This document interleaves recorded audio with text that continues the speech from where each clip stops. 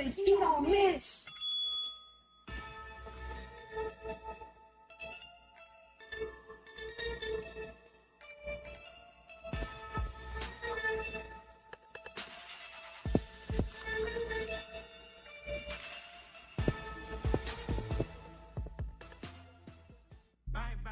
Hard shit break. Hard shit break. Hard thing, got Alabama, you can add next time.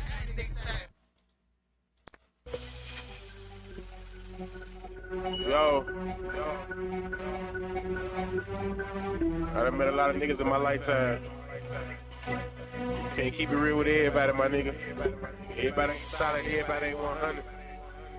For real. Stick to your motherfucking self. These niggas ain't what they say they is. Yeah. I do this shit for my brother and everybody that done died for us. Niggas say they gon' ride. When the time came, they ain't ride for us. Hit licks on hot shit with the same click you spy for us. Niggas switched up like a bitch that they'll die for you, but they lied to us. Fake one for the real, that other shit ain't got time for. I'ma still paying bills, get a meal, I'ma grind for. Red labels all fake and gay, I won't send my soul, I won't sign for. Really cut from a different cloth, and new niggas on the 50 y'all. Come around like they really down with they only ride to pay mooching on it. Niggas pussy be the truth to y'all. Listen up when the truth's talking. Real niggas got more, and the lame niggas don't hate. Why, who take what? Bitch, I'm riding around with that cake. Riding around with that okay, fuck a straight go, yeah, it's wartime. We ain't doing no drive-bys, if you try mine, we knocking doors down. I ain't saying I'm the biggest nut, but if we got a problem, I'ma handle that. Loud talk gon' get crunch smacked. Turn this fat ass to a punch bag. Niggas saying this don't go when they see a nigga. Well, bitch, I'm a luncher pad. Shit for you fuck nigga. All love for the real nigga. Even if a nigga went blind and got paralyzed, I would feel nigga. See the pain in my city, cause they traumatized and they still get. Whoever smoke gon' make bands, long live smoking beans. But most of all, the one that hurt the most, goddamn nigga took the king. Wake me up, I know it's all a dream, but this real life and I'm saying facts. If I say it, nigga, then I meant it, nigga. If it's out my mouth, I won't take it back. Rap niggas know what's going on. I'm a hottest shit since Tupac. I'm in Tupac and I'm too hot. Nigga, you not, I'm a fuse box. Yeah, nigga, I control shit. Y'all ain't better than my old shit. Tell them folks on no shit, on oh shit, this bullshit. I done kept it too real, but never got it in return. It's fucked up how we live, but I guess it's what I gotta learn. And they ain't saying that I'm hurt, cause everybody got flaws. And they say real in the graveyard or they locked up by the wall. They close the home to be your biggest hater, they ain't touching shit, not at all. They laugh at you when you fall, they mad at you when you fall. They come around and they really down with them niggas out for the mom. Stand along on your own team, be a grown man, that's a boss. I'm only here to get it real. If I ain't done it, I ain't speaking on me. Wake them up, cause it's real. You can't learn shit cause you sleeping on me. Old homie tried to steal from me. The same one that said he killed for me. I never trust another soul going down that road after that kill something. Taking food out my kids' mouth will be the quickest way I catch a bid for something. Understand you gotta live for something. Or you gon' die trying to live for nothing. Every dollar ain't meant to be chased, my nigga. Be patient, it's really coming. You don't work, you don't eat. I'm grinding hard, losing sleep. I'm taking drugs to take the pain away, but somehow the shit getting weak. And the fact that niggas so quick to try you in these streets and think it's shit sweet. Niggas facts, they gon' fleet. In the meantime, I got my own grind, I got my own shot, and I gotta spend my money on my own time. Bitch! I done kept it too real, but never got it in return. It's fucked up how we live, well, I guess it's what I gotta learn. And they ain't saying that I'm hurt, and everybody got flaws. And they say you're real in the graveyard, and they locked up behind walls. But close the home, it can be your biggest hater, they ain't touching shit, not at all. They laugh at you when you fall, and mad at you when you fall. They come around like they really down with them niggas out for the mom. Stand along on your own team, be a grown man, it's a boss.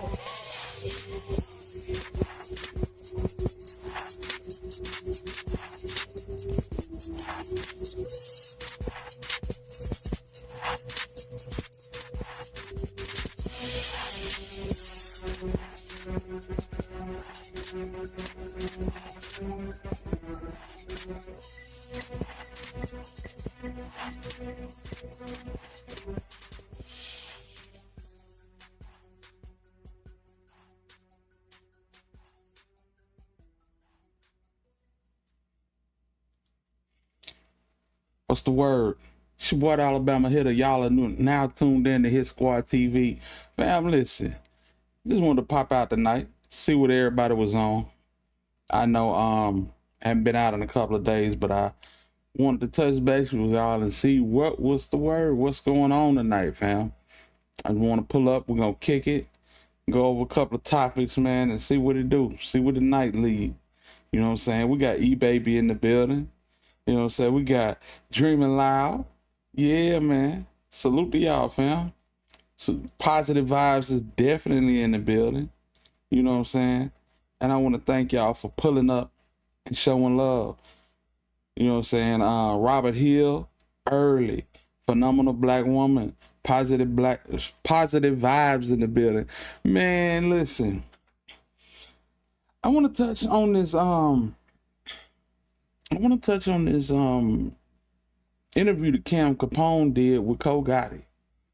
And salute to Gotti because Gotti did his first live stream as a part of the Mo3 sector. That was crazy. First live, he got like 500 people in the chat, so that was dope. That was dope to see. Yeah, man. Hold on a second. Let me get this chat box going. Cause I need to see y'all chats. You know what I'm saying? But yeah. That was dope to see. My dog pop out like that and folks actually show love. You know what I'm saying? Yeah, that was dope. Rita Wilson, what's going on? But yeah, he spoke to Cam Capone, and it was it's always something revealing when these folk pop out. And Gotti especially, because there's so much going on. You know what I'm saying? Her mom, she got removed from Mo3 estate, which if Mo3 was alive right now, he would be throwing fits. Cause everybody know how 3 loved his mom and how he held her in high regard. As soon as he could, you know what I'm saying, he bought our house and put her up real nice. And it just to see him get struck down in the way he did, and these folks fight over this money, and it's crazy. It's crazy to get her removed from this state.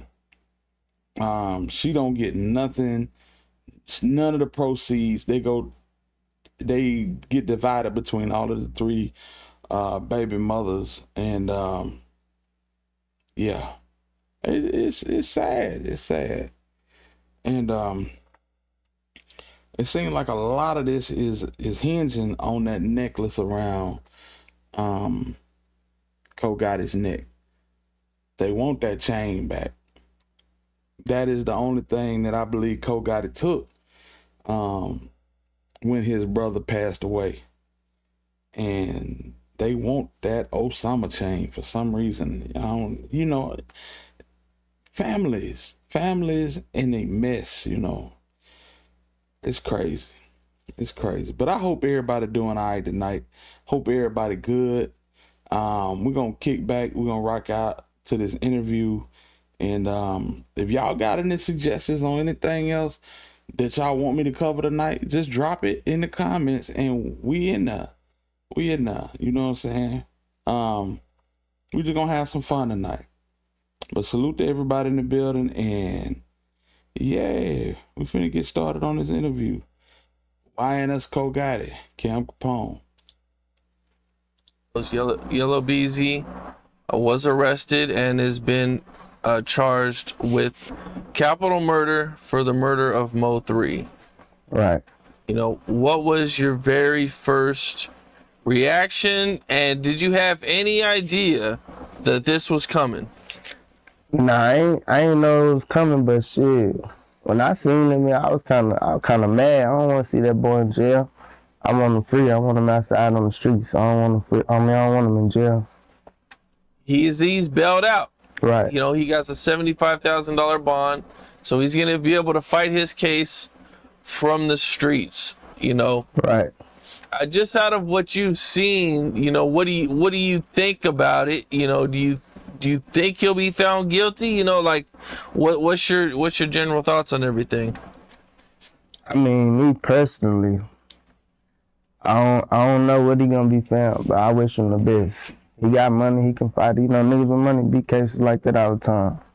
I wish him the best. Well, Trap Boy Freddy made a post saying that Yella Beezy spent his last $75,000 on bail. Do y'all believe that?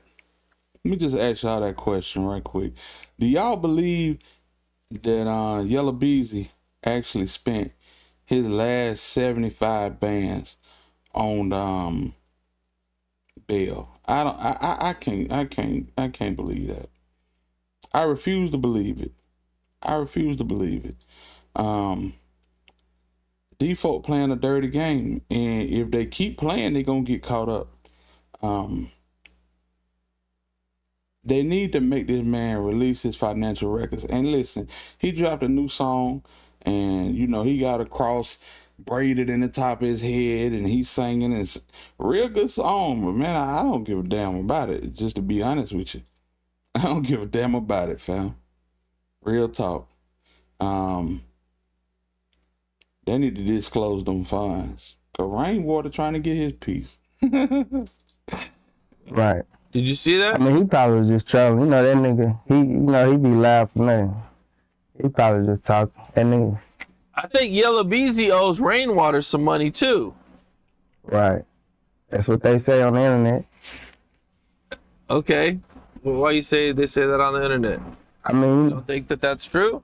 I mean, that's what I see on the internet. They be in court and shit. So I figured they do, but you know, I don't really fuck with Rain, so I don't be in this business or none of that shit. So, Yella Beezy gets arrested. You know, the internet goes crazy. You know, a lot of stuff, you know, old Mo 3 stuff starts coming back up. Right. You know, well, you know what? You know, I mean, besides the general thought of wanting to see him free, you know, like, you know, how's your family feel about it? You know, what's the general thoughts of everything? I mean, you know, my mama, she happy. She happy. She a mother. She want justice for her child. So, you know, all them type of family members, they happy. They getting the results that they want out of this shit. Mm-hmm. But, you know, not everybody want them in jail. But for my mama, that's good for her. She want justice for her son. Now, I seen that, you know, FBG Duck's mom is suing Lil Durk. Right. You see that? Yeah, I seen it. Do you guys have plans to sue Yella Beezy if he gets found guilty? Nah, I don't think my mama gonna sue that nigga. I don't know. I ain't got no plans to sue his ass. But I don't think my mama gonna sue him. Okay. This one we kind of didn't really see coming. You know, like the two guys were arrested first, and right. We all thought that this had to do with some jealous female that was mad because Mo 3 was hooking up with his baby's mom, and you know there was these pictures of Mo 3 with the baby. I don't know whose baby it was, but they were saying that it was this dude's chick, and you know that was kind of like the narrative that we had on the internet. I mean, you know, everybody, you know, Yella Beezy, you know, I mean it was there, but you know, Yella Beezy didn't really, you know, he didn't talk about it a lot like you know, a lot of other rappers have. So, you know, I mean, maybe you guys closer to the situation, you know, maybe knew or, you know, heard more rumors. But as far as like, I think the general public, you know, there just wasn't a lot out there. Right. You know, shit, I thought the same thing. It's a lot of different stories that come around. I done heard all the stories, so shit. I just see it, wait till it come out and move out of that. I ain't know too much details at the time. I'm just surprised as everybody else. I'm pretty sure he was surprised. Just off the simple fact, folks really felt like Yella had something to do with it, but they putting Yella in this thing as like a mastermind type deal. You know what I'm saying? You got Yella, you got Jalen Johnson, well, that's CEO Jizzle. Jerry Johnson, which is Maserati J. And it's looking like these might be the top two. You know, chat time, what's good with it? It might not be a Trap Boy Freddy or Earl Spence. It might not be. It might just be Freddie and PMG. Which is Jalen Maserati J. We're not gonna call him Jalen nothing. Yeah. Maserati J. Michelle Cowan, what's good with it? Chattown finest Matty Stone, plus size baddie Ed Potts. Salute to you. Appreciate y'all, man. Everybody in the building, hit that like button. We're gonna rock out with this video and YNS Cole got it and get into it, fam. Well, you know, one thing that started to go viral again was the video. Which video? On the freeway. On the highway? Yeah. On the highway. You know, I remember when this originally went viral a while back, but it started to go viral again, man. You know, did you watch the video? Yeah, when it first dropped, I ain't watched this shit till months later. This time it dropped, hey, yeah, I watched that bitch like 100 times. I'm on that bitch trying to figure, I'm doing my own investigating work. I'm on that bitch trying to figure some shit out. I got my own theory about what happened and how it happened. You know, I ain't gonna get too deep on camera because I ain't on no public shit, but yeah, I got my own theory about what happened and how it happened. So I watched that video like 100 times, literally. Okay, you know, I mean, I think the biggest thing from the video is, you know, Mahaya, salute to you, Brody. Appreciate you stopping through, man. And y'all go rock with Mahaya in the lab live. He went through this morning. I get off early in the morning, so I took a glance at it, but when I woke up, he was already going in, man. So salute to my dog Mahaya, man. That's love, bro. Appreciate you for popping in and hitting that like button and, you know what I'm saying, doing what you do. For sure.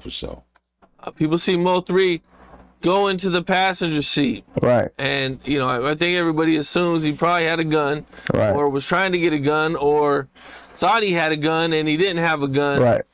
You know, I don't know exactly what happened, but it didn't work out the way, you know, I think that he probably right, you know, expected it to. You don't know, but yeah, that's 3 got a stash spot over there. He was trying to get to that joint.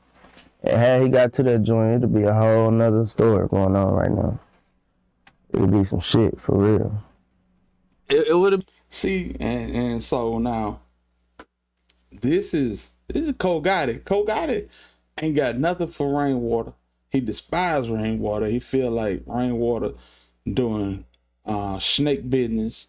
Basically got Mo3 baby mothers and Miss Noble at odds along with him. So for him to say that if he could have got to that spot, I mean, the whole theory behind rainwater going and taking the gun out of the car is kind of null and void. Cause this man ain't got no reason to lie. Lil Dude said the same thing. Lil Dude said the absolute same thing. So we just got to keep that in mind.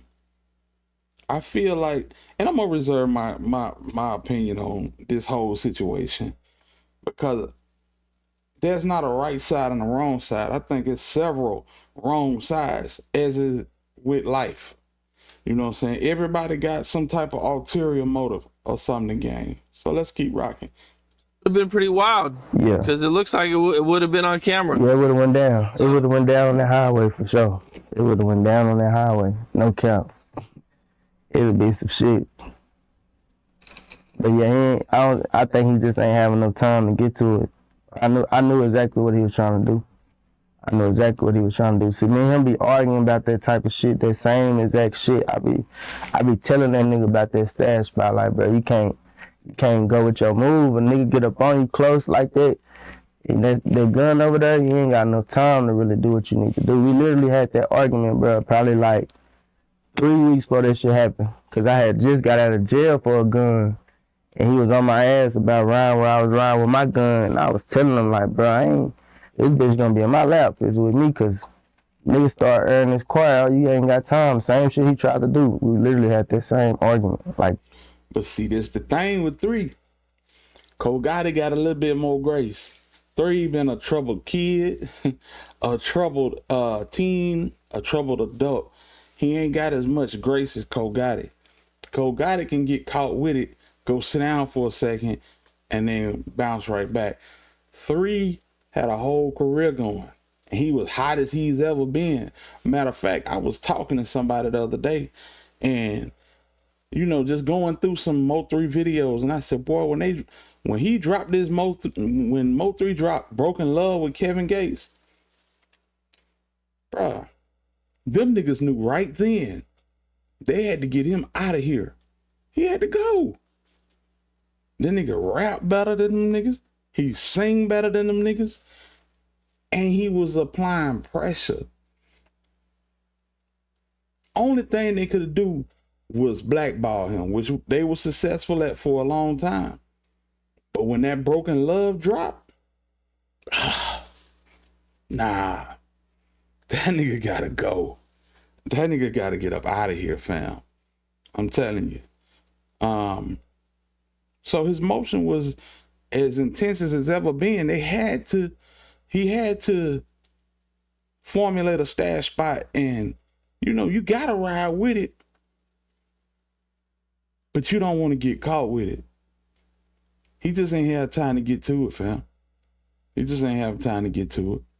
I honestly believe that. I don't think nobody took the gun out the car. I don't think nobody came over there and was digging through the car. None of that. Yeah. 3 weeks before. Damn. Yeah. Okay. This video drops, it goes viral. Right. You see it. Right.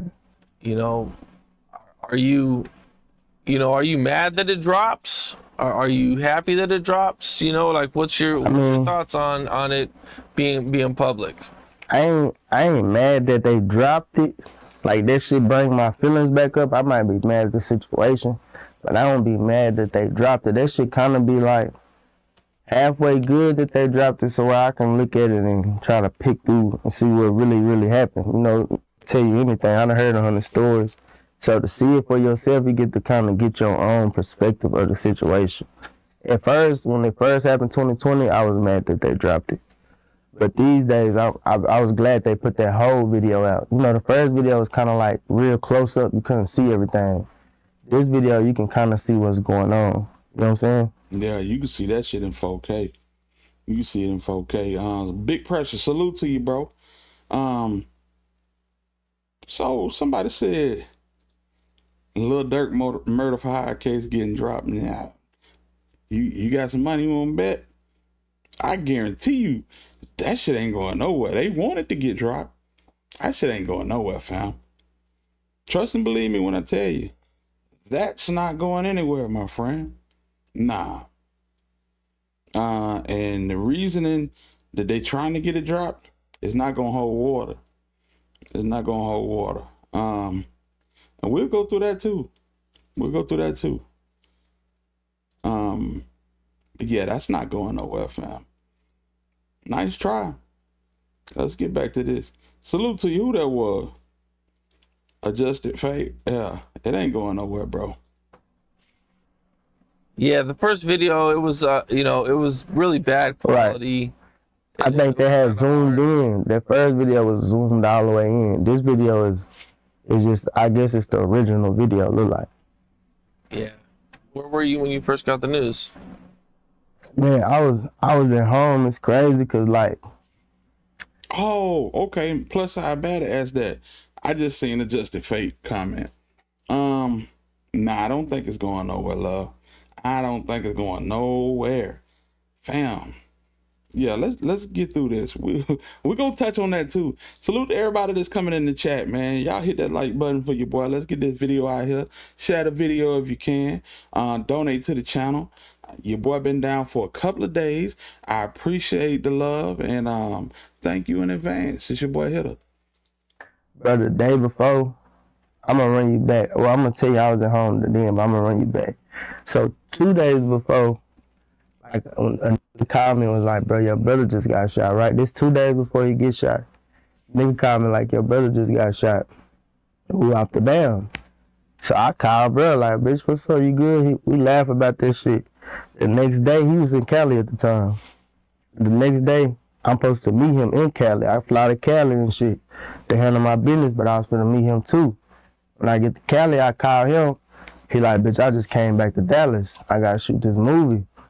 I'm like, bet I'm gonna be back in the morning. So shit, I get back from Cali to Dallas On 11/11 that morning though, at like 6 in the morning, I take a nap, wake up, that nigga Rain called me and was like, bro, they just shot your brother. I was at the house though when he got shot type shit. Were you surprised to find out that him and Rainwater were on the phone right before he was shot? Not really, you know, they that's what they do. They just came from out of town. I'm just showing this because, fam, this is where a lot of the conspiracies come from. This is where a lot of the conspiracies come from. Shot? Not really, you know, they that's what they do. They just came from out of town together. That's what they do. They talk on the phone. Like, they do that shit Every day. And that's what Rain said. Chat Town Finest, I appreciate you, Brody. Salute to you, fam.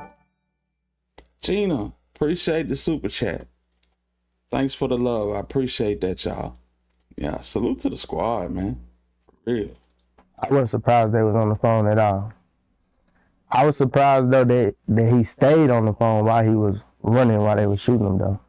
So wait, Mo 3 was on the phone while on camera. Mo 3, oh, he must have had earbuds in? Nah, you watch the video. He still got his phone in his hand. Oh shit, okay. Like when I called Rain was telling me like, bro, I can hear him. Like I can hear him right now. This after he got shot, type shit. But yeah, he still got his phone in his hand. In the other video, you can see his phone like laying right by him and shit. Damn. Yeah. Damn, that's crazy, man. Nah, for real. You know, I interviewed Mo 3 one time. You know, he seemed like a really cool dude, man. You know, I'm glad I got to meet him. Glad I got to interview him. Right. Yeah, I got you at the end of one of my songs. You in his interview. I got a song called On Bubba on his channel. I got you and him talking at the end of that motherfucker. I really was using what he said. E-Baby, thank you for the super chat, fam. I appreciate y'all, man. I appreciate the love. I'm looking for the video of 3 on the freeway. So, you know what I'm saying? Just to bring that up for clarification. But yeah, 3 did have a phone in his hand. Yeah, that was a sad day. I ain't even hold you. It was on a Wednesday. Same as with Dolph. You know what I'm saying? Crazy. Dead, but he was talking to you on that bitch. That's why all this crazy. Oh wow, that's what's up. Now I'm gonna shoot it to you when we get out for this. Okay, dope. Yeah. We did the one interview, man. It was dope interview, man. You know, I just thought your brother was extremely talented, man. I don't even think he was close to his full potential At all. You know, He had a long way to go. like super talented guy, man. Right. You know, it's sad what happened, man. Nah, for real. So now Mo 3 passes away, and Dallas goes crazy. Right. You know, I think the radio stations are going crazy, playing his music. Right. After he dead, though. Right. You know, there's people coming out to celebrate his life. You know, there's crowds everywhere, man. You know, what was that like? Just like really seeing the love the Mo 3 had, you know, after he passed away. Right. I really wish he could have got to see it for himself, cause he didn't really get the they didn't give it to him while he was here. That's the crazy part about it, gang. Never got to see it while he was here. Never really knew that he was big as he was. You know what I'm saying? The money is an indicator. But, fam, Mo 3 was huge. He was huge in the chitlin circuit, but he was finna be worldwide. He was finna be worldwide, fam. If niggas out here talking about they liking Drake, you pat this YN movement that we got now with the type of music that 3 was making. Yeah. It was finna be crazy. It was finna be crazy. E-boys knew that.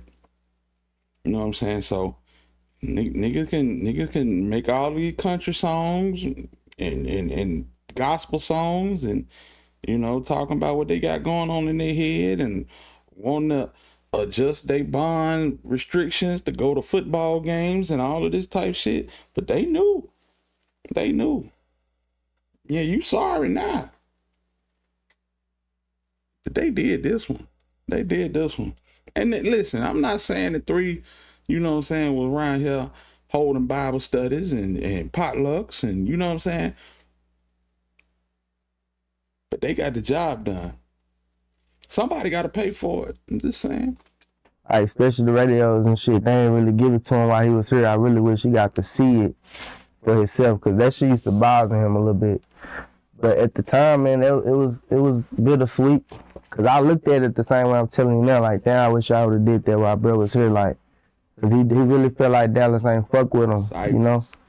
But yeah, it was all right, though. It was smooth that they did what they did. It only lasted for a little bit, though. After a while, they went back to regular program. And they stopped playing my shit every week and all that shit. Yeah, man. You know, one of the things that happened when all this celebrating was going on, you know, Right. Boosie makes his way out to Dallas Right, to go out there and mourn and, you know, be with everybody. right, You know, and he ends up getting shot right. while he's out there. You know, what was Do we need to go back over that interview with Sean Cotton and Yella Beezy? Sean Cotton bring up Boosie coming to Big T in the heart of Oak Cliff and getting shot. And the way he responded, he know what he was doing. And if you want to fade, if you want to run a fade, he can get that. It's like, damn, you done jumped out of character. I guess that was one of them voices in his head or something. I don't know, but we're going to keep going. your thoughts, and, you know, what'd you think when that happened? That shit was crazy in the bitch. That shit was crazy. Like, that's all I could think. Like, damn, that shit crazy. I ain't believe it at first, to tell you the truth. Until it really, really, really hit the internet. You know, we kind of around certain people to know, like, we was close enough to know, like, damn, that bitch really got shot. Facts, Mahaya. Yeah. He giving up all the info without giving up all the info. See, this the thing with Yella. Yella think he's slicker than lotion, fam, and he feel like he's seasoned enough to, you know what I'm saying, finesse his way around these questions. But that one struck at him. For some reason, that one struck at him. And he said a little bit more than he was supposed to. You know? But you know, when bro died, it was up. It was going down when bro first died. It was up all the way. To where shit, I thought like it was crazy, but I'm back to, you know, back to the program. It was real smoke when that shit first happened. Right. Yeah, for sure. I mean, from what I understand, there was a lot of wild shit going on.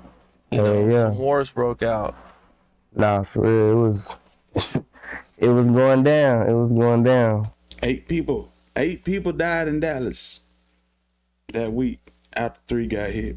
It was going down. A lot of people lucky Man. that they still here through that shit, for sure. What's your family feeling at the time? When it happened, Yeah. I mean, like, my mama, she devastated, you know? She devastated, and, like, I feel like everybody else was really in shock. I think, like, Murphy was in disbelief. Cause 3 just ain't, that ain't part of what a thing. Even though he living like that, he really is what he say he is, that'd be the last shit you wake up and expect. So, like, my mama was devastated, but a lot of other people, I feel like they was more or less in shock. And, like, for like 2 months, 2.5 months, I wasn't even around, I didn't go around nobody for real. I was on some whole other shit. Like, I only seen like 2 of my partners that was with me and shit. I see my mama every now and then when it first happened. That's for fact. You know, they did the That's On Me remix and they had Boosie on the joint. And then Boosie come back to the city, oblivious to the politics of the city, and he link up with 3. Them boy go drop a whole album and bangers on top of bangers. Everybody mock with it. The Apartments. That shit harder than anything Yella and Trap ever done. We talking about what's some of the songs that Trap and them did on that? I Am My Brother's Keeper, Racks, and, you know, Ride. None of that shit was on point or on par with nothing that Mo3 badass had. Yeah, I can see the animosity. But I know she was fucked up for sure. Damn. I know she was fucked up, and I know his daddy was like, we got two different daddies, but I know his daddy was fucked up.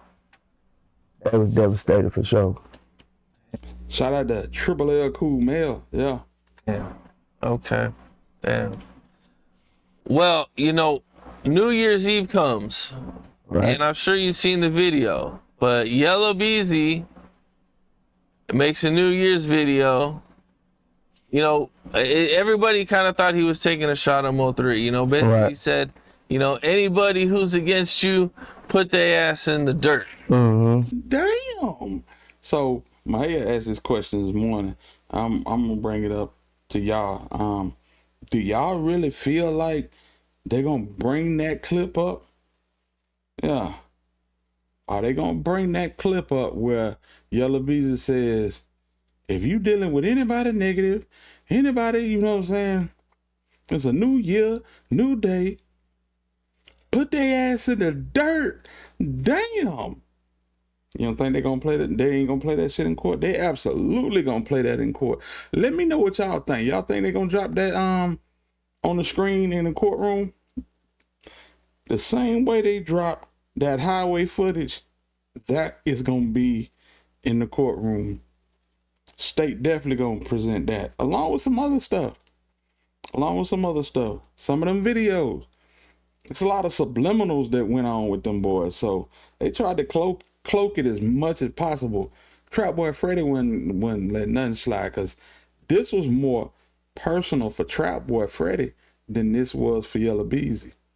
Yella Beezy's career was on the line because he was getting embarrassed by 3. But Trap Boy Freddy, people was falling, dropping like flies. That's why he couldn't help himself when 3 were laying on that freeway. He had to go live. His heart was beating. His heart was beating ferociously, and you could see it in his eyes. He was hitting that blunt like a damn nicotine addict that ain't had a pack of squares in 5 years. Yeah. Did you see that? And what'd you think? You know, them niggas couldn't breathe when 3 was alive. He was able to breathe now. You know what I'm saying? They couldn't breathe when 3 was alive. No, he wasn't taking them type of shots when bro was alive. But see, now bro was gone. Niggas was able to go out again. Niggas was able to enjoy their life again.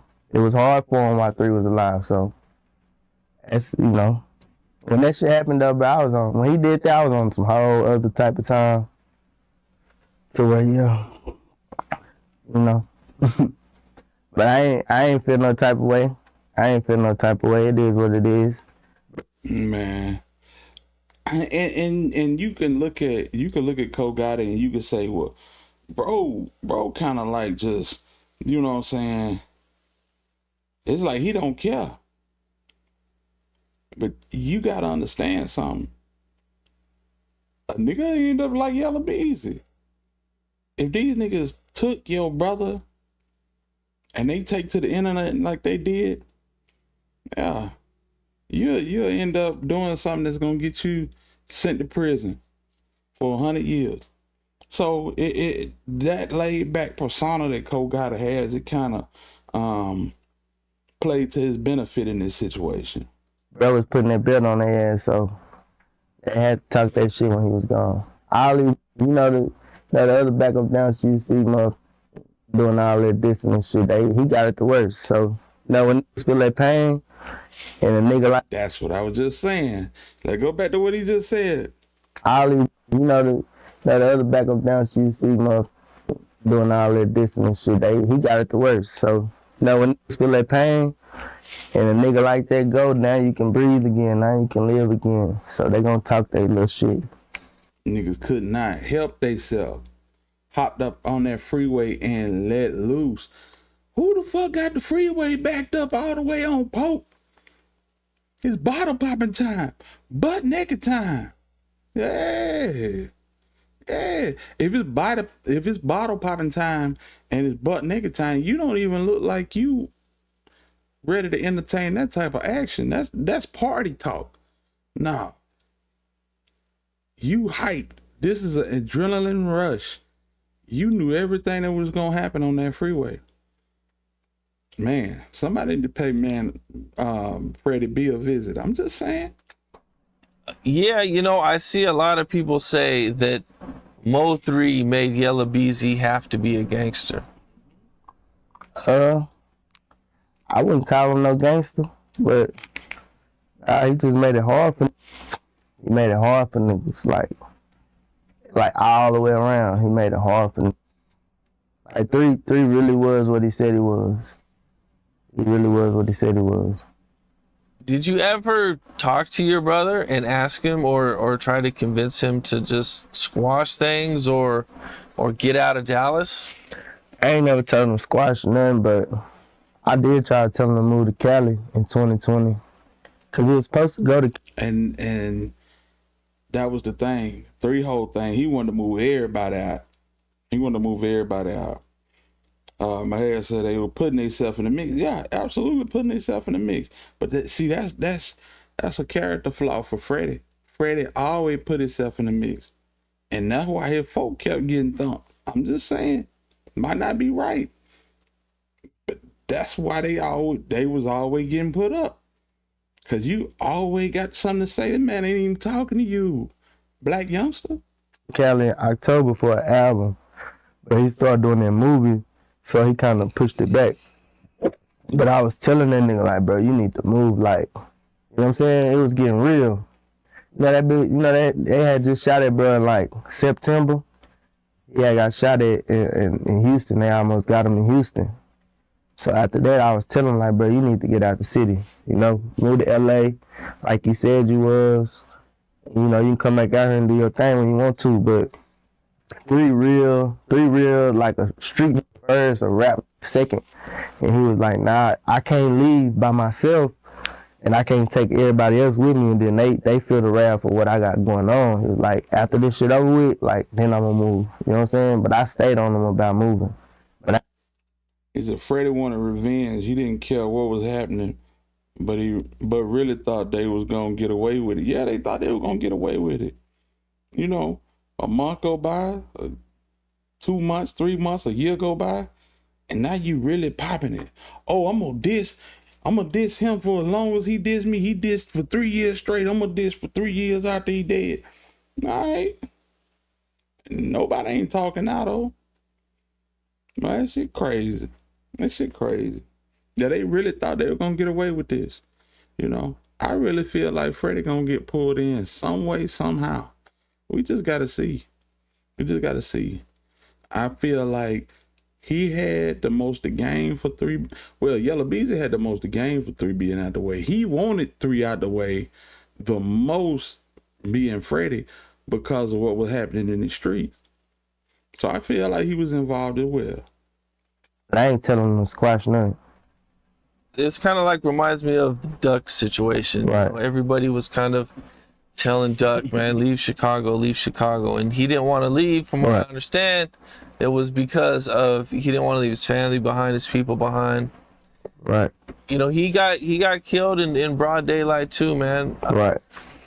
You know, so it was it's you know, it's sad when, you know, guys stay in their city or where the main problems are, and right. You know, they don't get out of there in time, man. You know, being a rapper makes you a really big target. No.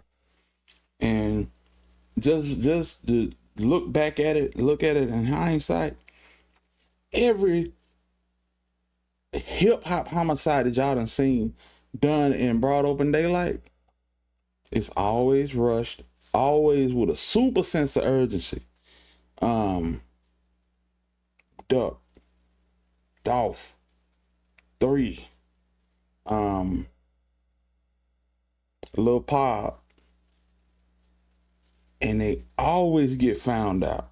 You know what I'm saying? And I'm not just saying it's a higher chance of getting found out when you do this in the daytime than the night, because technology is so good, they're gonna find you anyway. But the ones that's done in the daytime, you know they really want these folk out of here. You seen Key-One on that freeway. Key-One probably ain't never ran that fast in his life. Cornelius, when he hopped up out of that Benz, the damn Benz hadn't even stopped before Cornelius was up out of there. You know what I'm saying? Shuffling that Draco. Not handling it, shuffling that Draco. And then these boys in LA with Lil Pop, you know, they was scary as hell. They 200 yards away shooting at the SUV. Yeah, say so P. But them the calmest shooters I ever seen though. I ain't even gonna hold you. Them boys, they hopped out and they didn't even pull up fast. Say so P, they just pulled up and did their little bit and walked back to the car, it seemed like. Yeah. Rest in peace to Say So P. You know what I'm saying? Sauce Walker. It look like life goes on for real. You know what I'm saying? That shit crazy. So it's even more, you know. Your face is known if you go in public. If you're fucking a girl, she's telling you know what I'm saying? She's telling everybody like I'm being with Mo 3. You know? Tripping. Yeah, I be mad at that nigga about that shit. Still to this day, he ain't had no business over there. He could have did that anywhere else. See, I ain't really know how deep that shit got until it was over with. Like, I ain't know that girl, that was her baby daddy and all that shit. I just feel like 3 was taunting them. It's like, no, bro really living like that. So he just picking with their ass, letting them know, like, yeah, I'm over here on y'all ass and I'm on y'all side of town. But yeah, I hate he did that shit. I mean, do you know the chick? Did you know her, or was it like somebody he was serious with? Nah, I only met her one time. Well, I only seen her really one time. But nah, I don't really know her like that. I feel like he was with her though. He was with her. I don't know how serious he was with her, but he had to be serious over there, vulnerable with her. You know what I'm saying? Hella vulnerable. That's crazy. The way he was over there and rocking with this chick, and man, no firearm in the house. You know, you gotta have a firearm in the house. Honeycomb Brazy is alive right now because he was over a chick house and one of his partners tried to kick the door in. And he ended up hitting him. That's what started the whole little war down in Mobile between Honeycomb Brazy and DD Southall. So you, man, going in that house and you know what I'm saying, being all footloose and fancy free, and yeah, nah, can't do that. But yeah, he was with her. I knew he was around her a lot. He was, you know, like they got him posting the kids and at her mama house and shit. So he had to be with her. He doing all that. A lot of times I call him, he'd be over there chilling with him. Oh. But you know, three is a real player. 3 a real player, so you never know. You never know with him. But I feel like he was. Now I think I seen you say that nobody can tell Mo 3 how to move. Nah, hell no. I mean, he gon' listen, but he really know how to move, and that's like all this shit is crazy to me how it even happened. But yeah, I think I said you can't tell him what to do for real. Like, he gonna do what he wanna do. He gonna listen to what you're saying. If it's right, he'll take heed to it. But like, I couldn't have called him and said, bro, you need to get that girl, get from over that girl house and go get a room, because he not thinking in his head like for to play with him. You know what I'm saying? Well, I say this. 3, I really believe 3 knew how to move, but it only take you one time. One time for you not to move how you supposed to move for you to get got. And this was his unlucky day.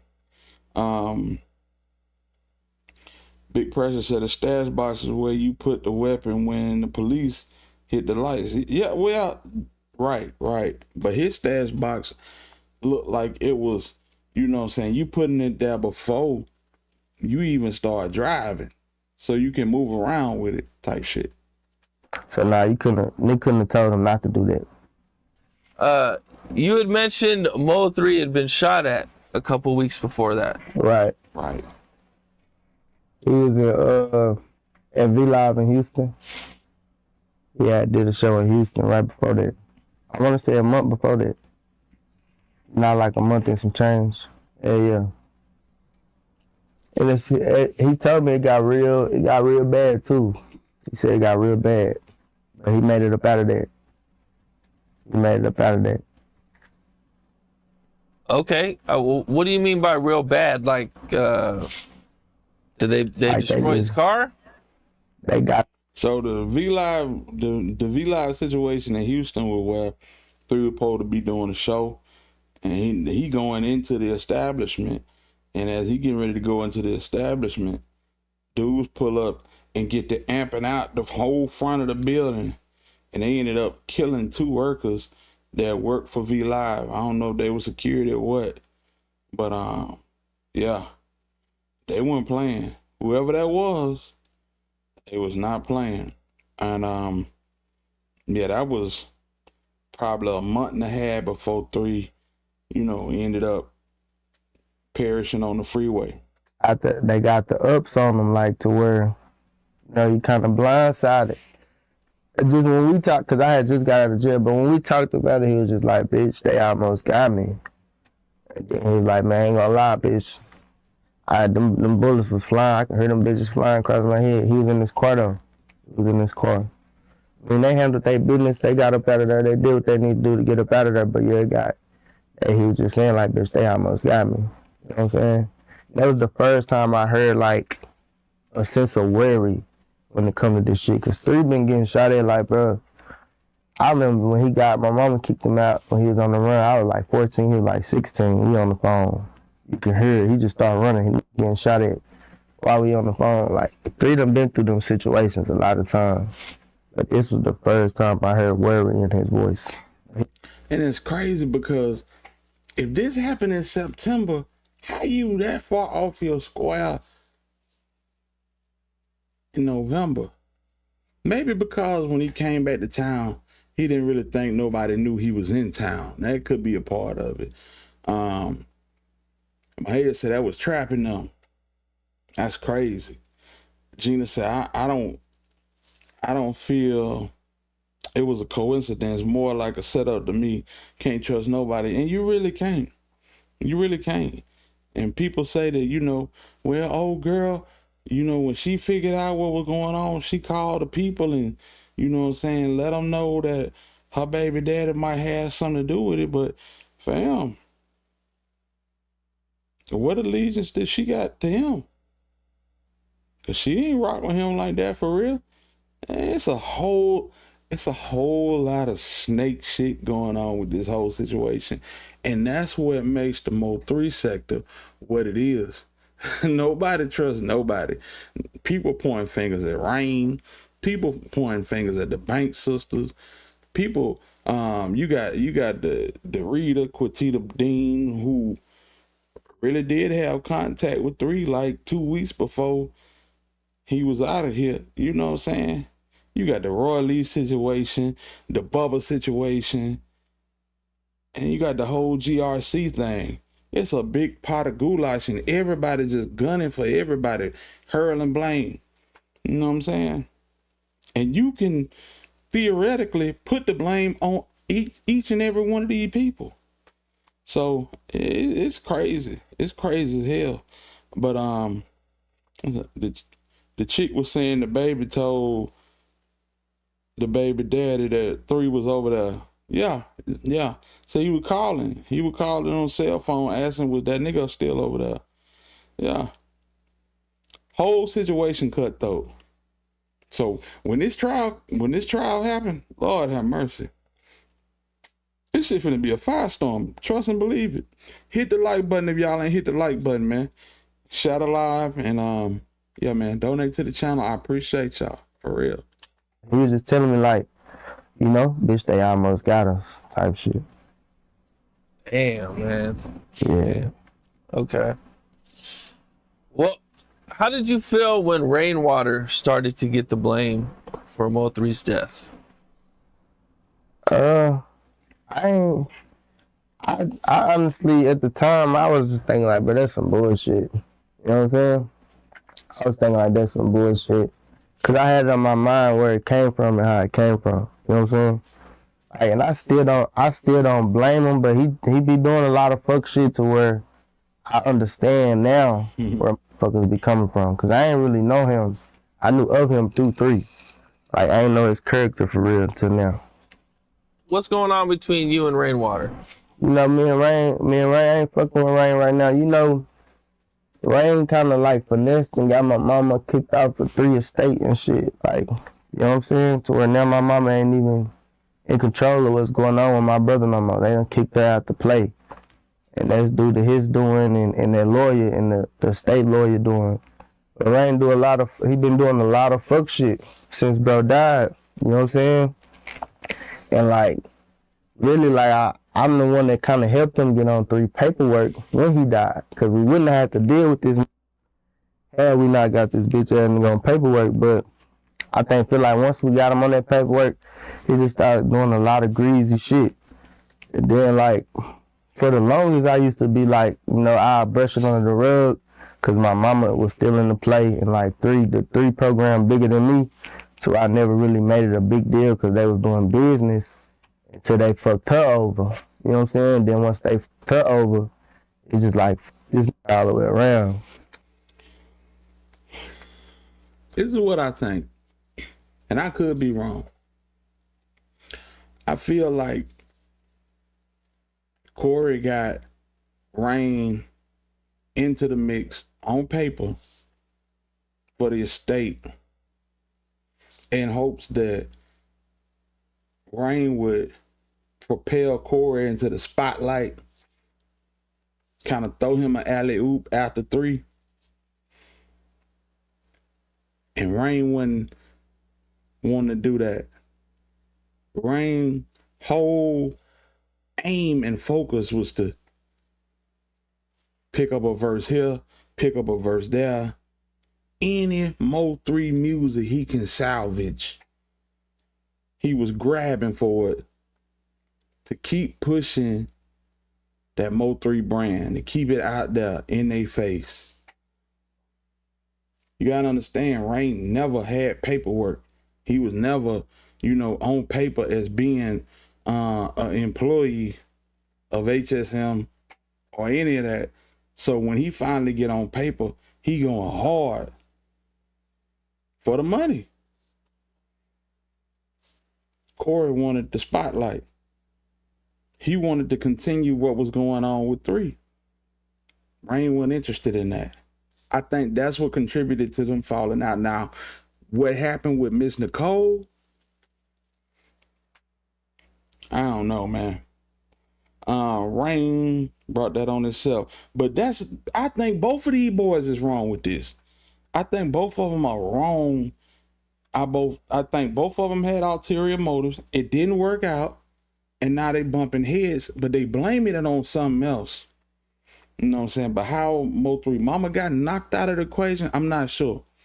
I think that's where the baby mamas come into play. And that's where Rain kind of like pull his hands back and like, hey, that's them. I ain't got nothing to do with this. I work for them. See, Rain just wanted to get on paper. He wanted to be a part of the machine to keep doing this. They had to pay so many back ends back when 3 died. So many.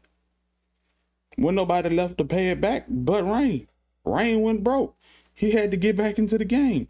This was his way of getting back into the game. When he got back in the game, he said, thanks. Corey was like, what about me, Rain? No, I'm finna push these HSM niggas, MTM Don Don and 7.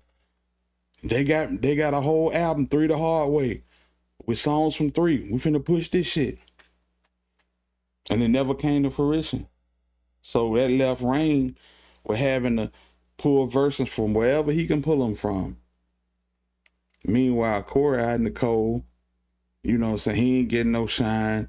His career stagnant. And the beef begins. Cause he been doing a lot of bullshit. Like, and they, he be on this bitch playing like he 3 partner and he represent for 3 and he doing this for 3 kids, but really it's the total opposite. You know what I'm saying? And they raping them motherfucking kids out their cash. You know what I'm saying? Type.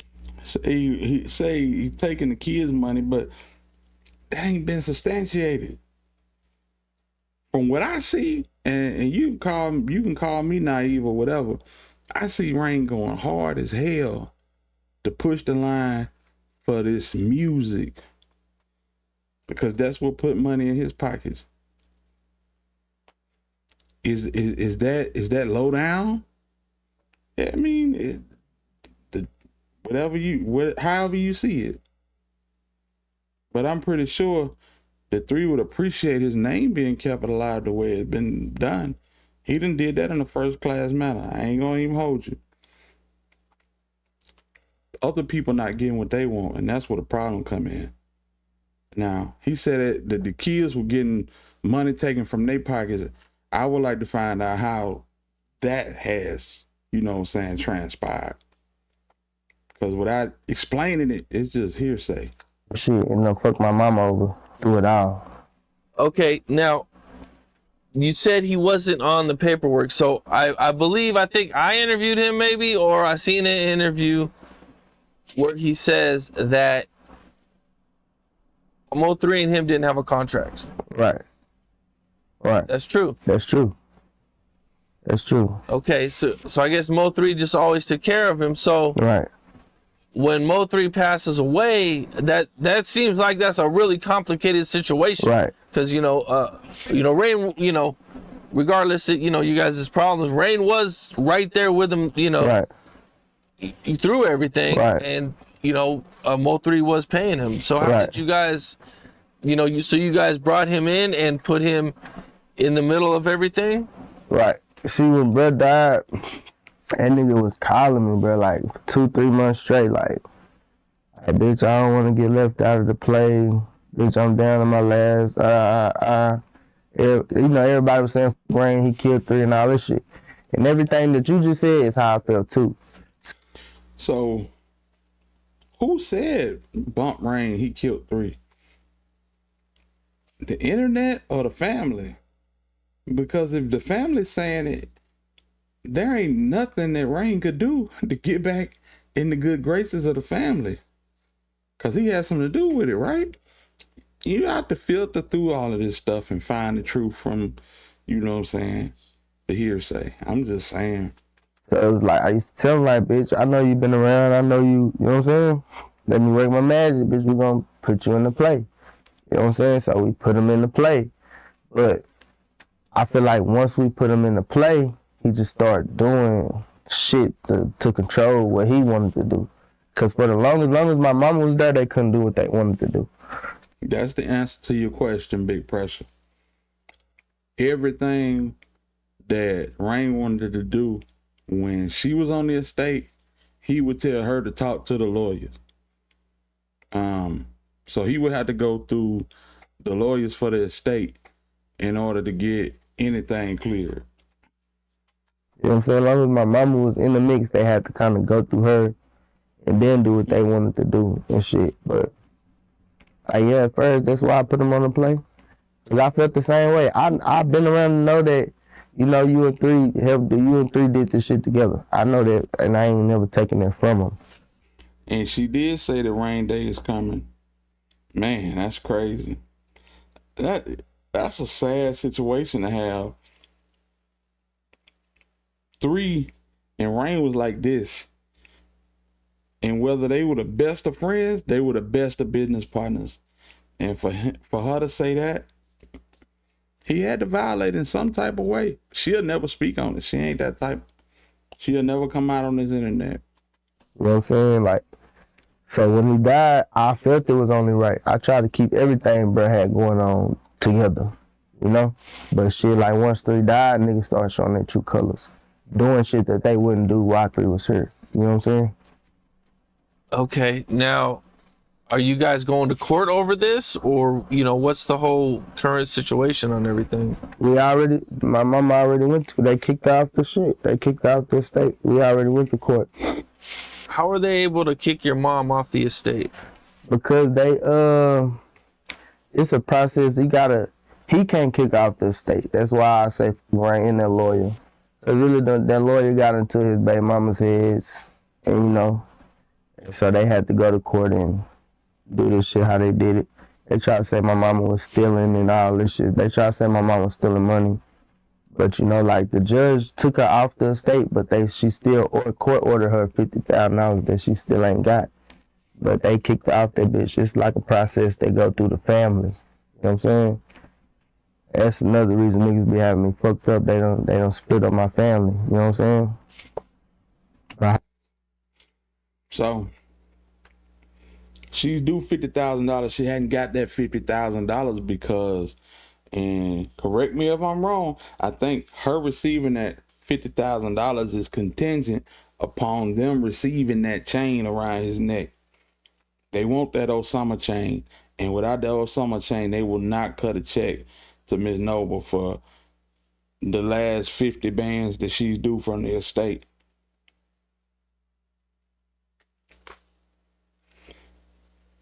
Mo3 turning over in his grave looking at this shit, fam.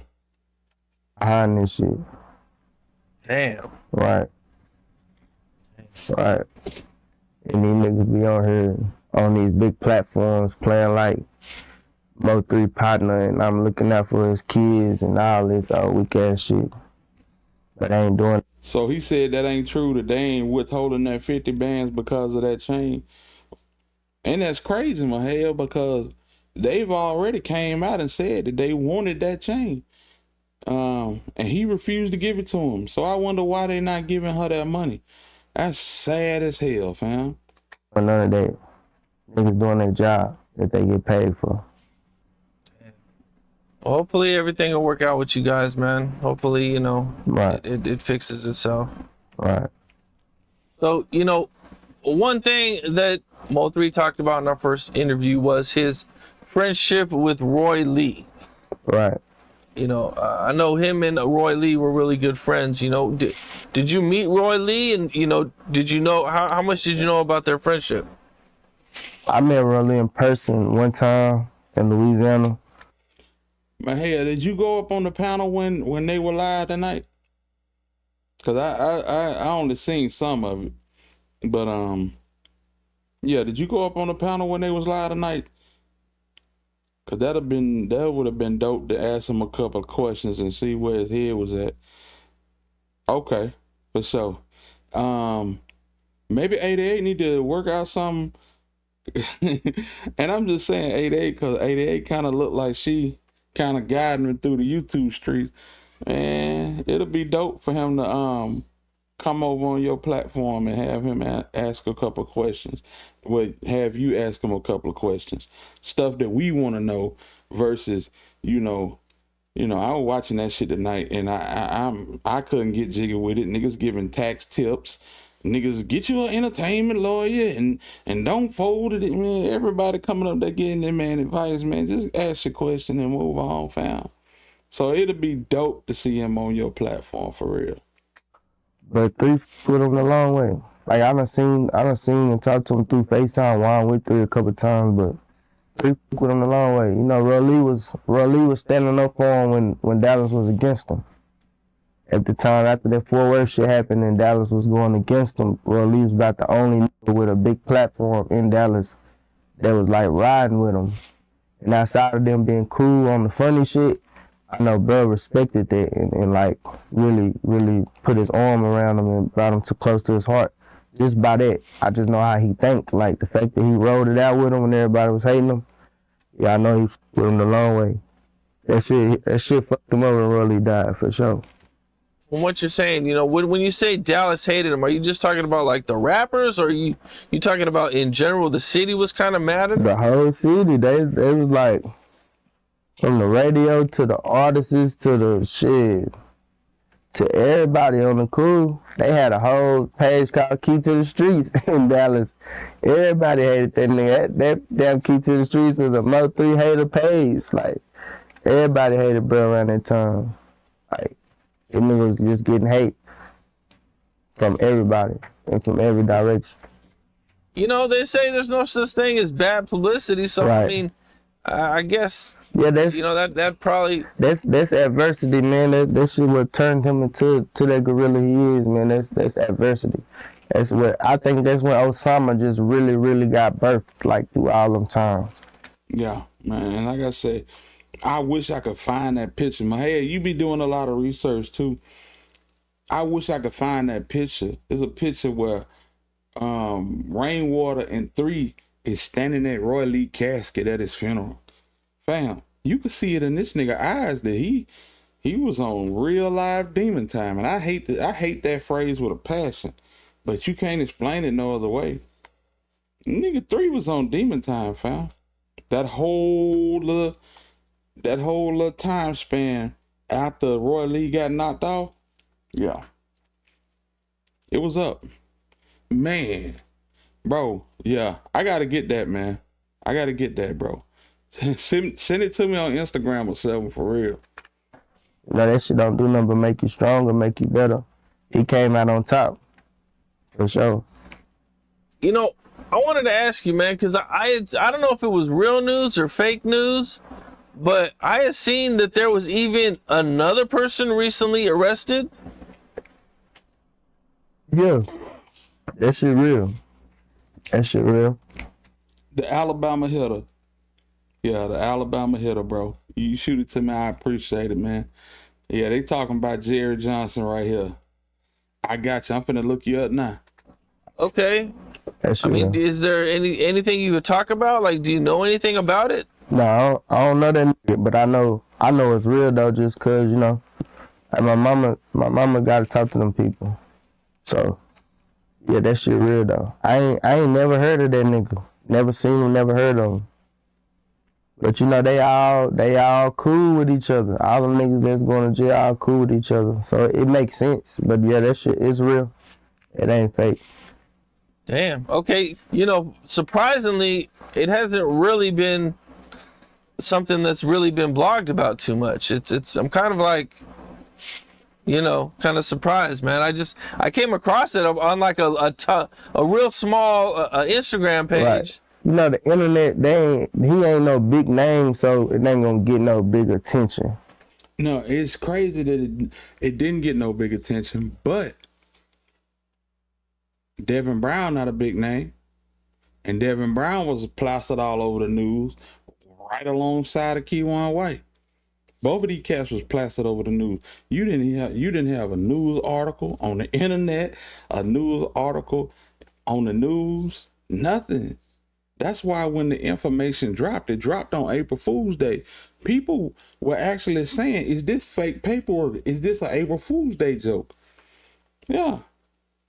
There was nothing, absolutely nothing to confirm that, you know what I'm saying, Maserati J was a part of it.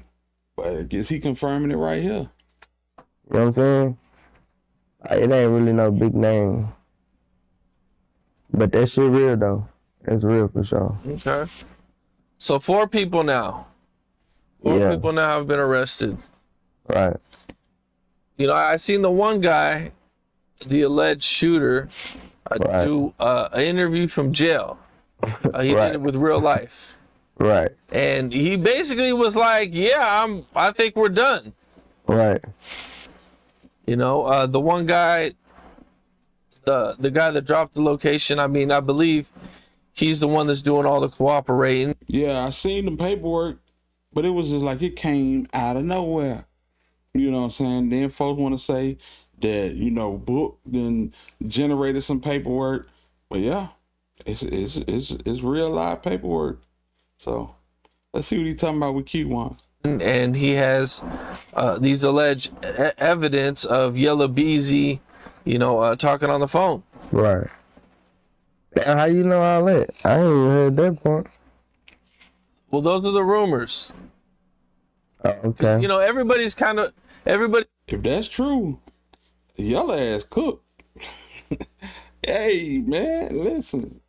If they got Yella Beezy actual voice over, yeah, he cooked. It's kind of like, you know, what evidence could they possibly have on Yella Beezy?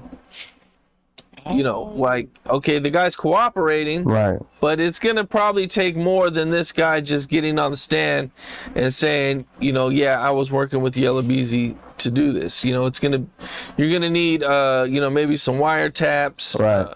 some money transactions. Right. You know, you're gonna need, you know, to see a few things. So that is definitely one of the rumors, that this guy was recording phone calls, and that possibly maybe even when he was in jail, that he had a burner phone and was calling Yella Beezy That's crazy. and recording these calls. But like I said, none of this is in the paperwork, but this is what the rumors are.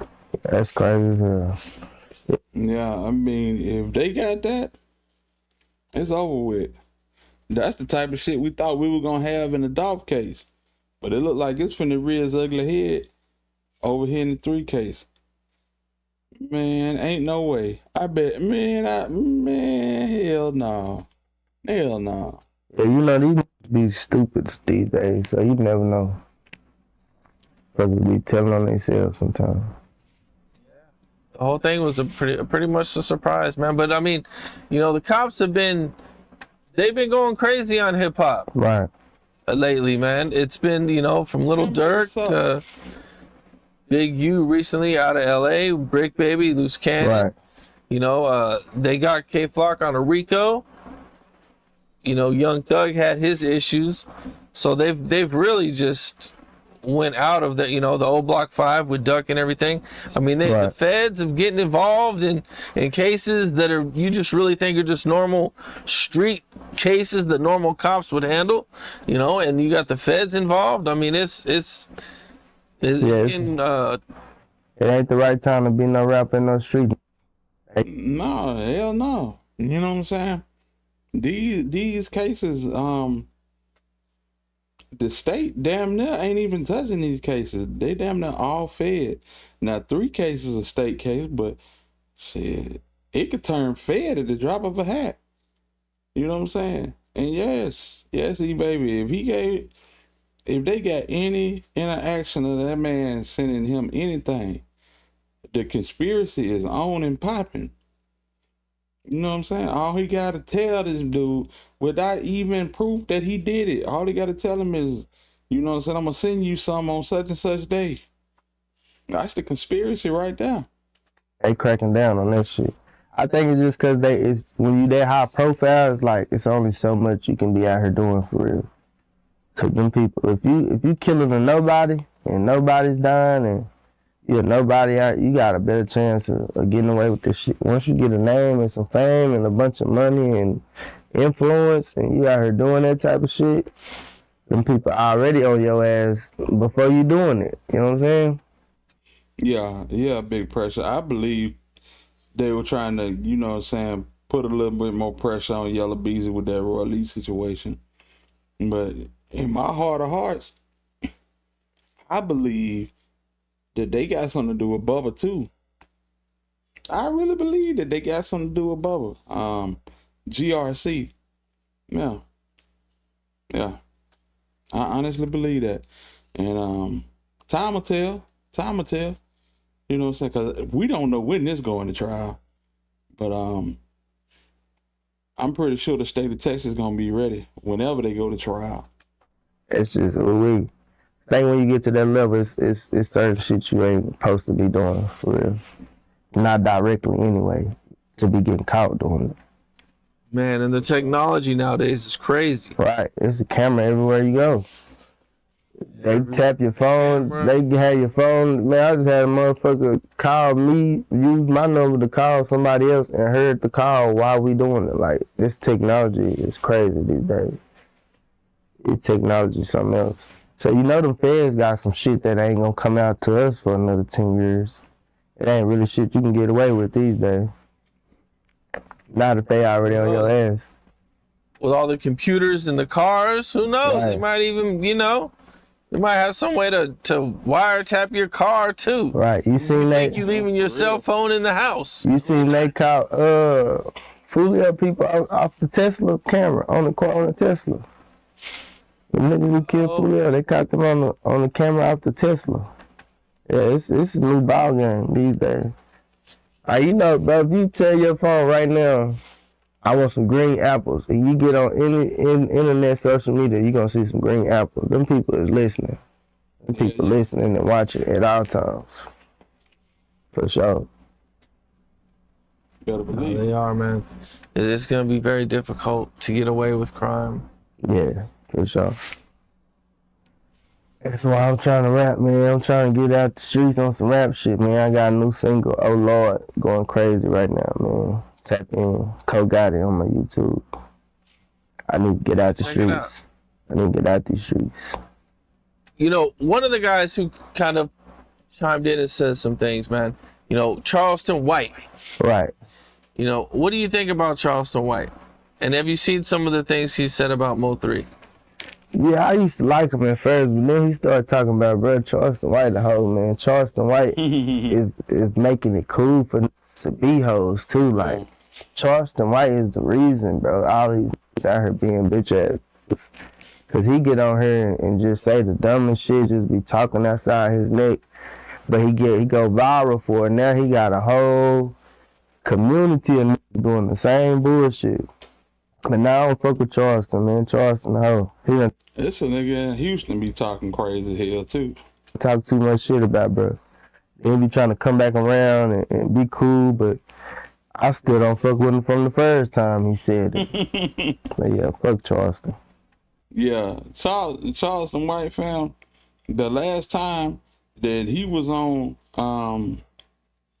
Say Cheese with Yella Beezy, and they was doing all of that weird shit, and yeah, man, you know what I'm saying? Yella Beezy, he a player, you know what I'm saying? And Mo couldn't handle it, man. Female tendencies, fam. Female tendencies. My son called it glazing. Absolutely glazing. I can't stand niggas like that, bro. Just to be honest with you. Hold on a second. Let me get this. Did I send it? Okay. Alright, we back at it, y'all. If y'all ain't hit the like button, hit the like button. I appreciate y'all, fam. But yeah, that nigga glazes, bro.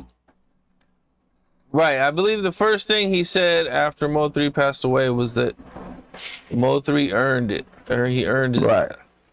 Nah, he said Mo3 worked hard to get himself killed. Right.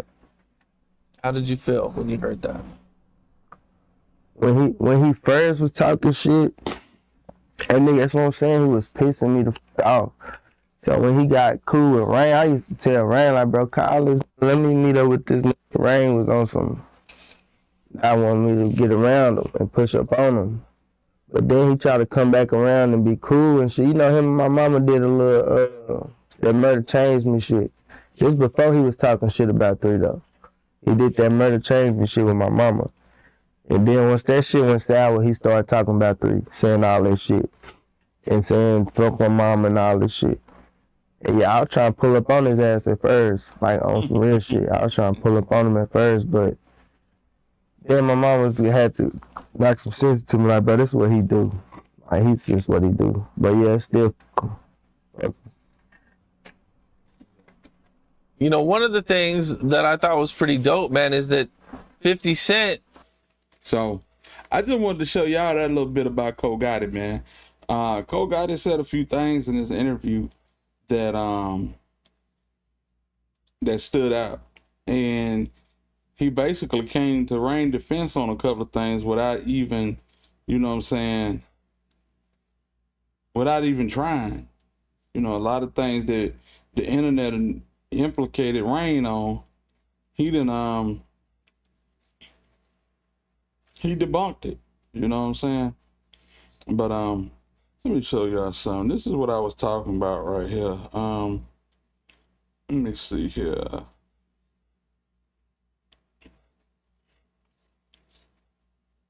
Let me see if I can find what I'm looking for.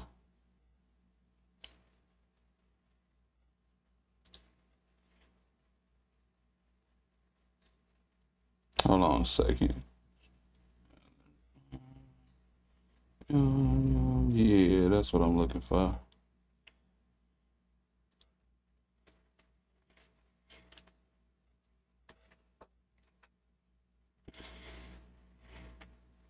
So this right here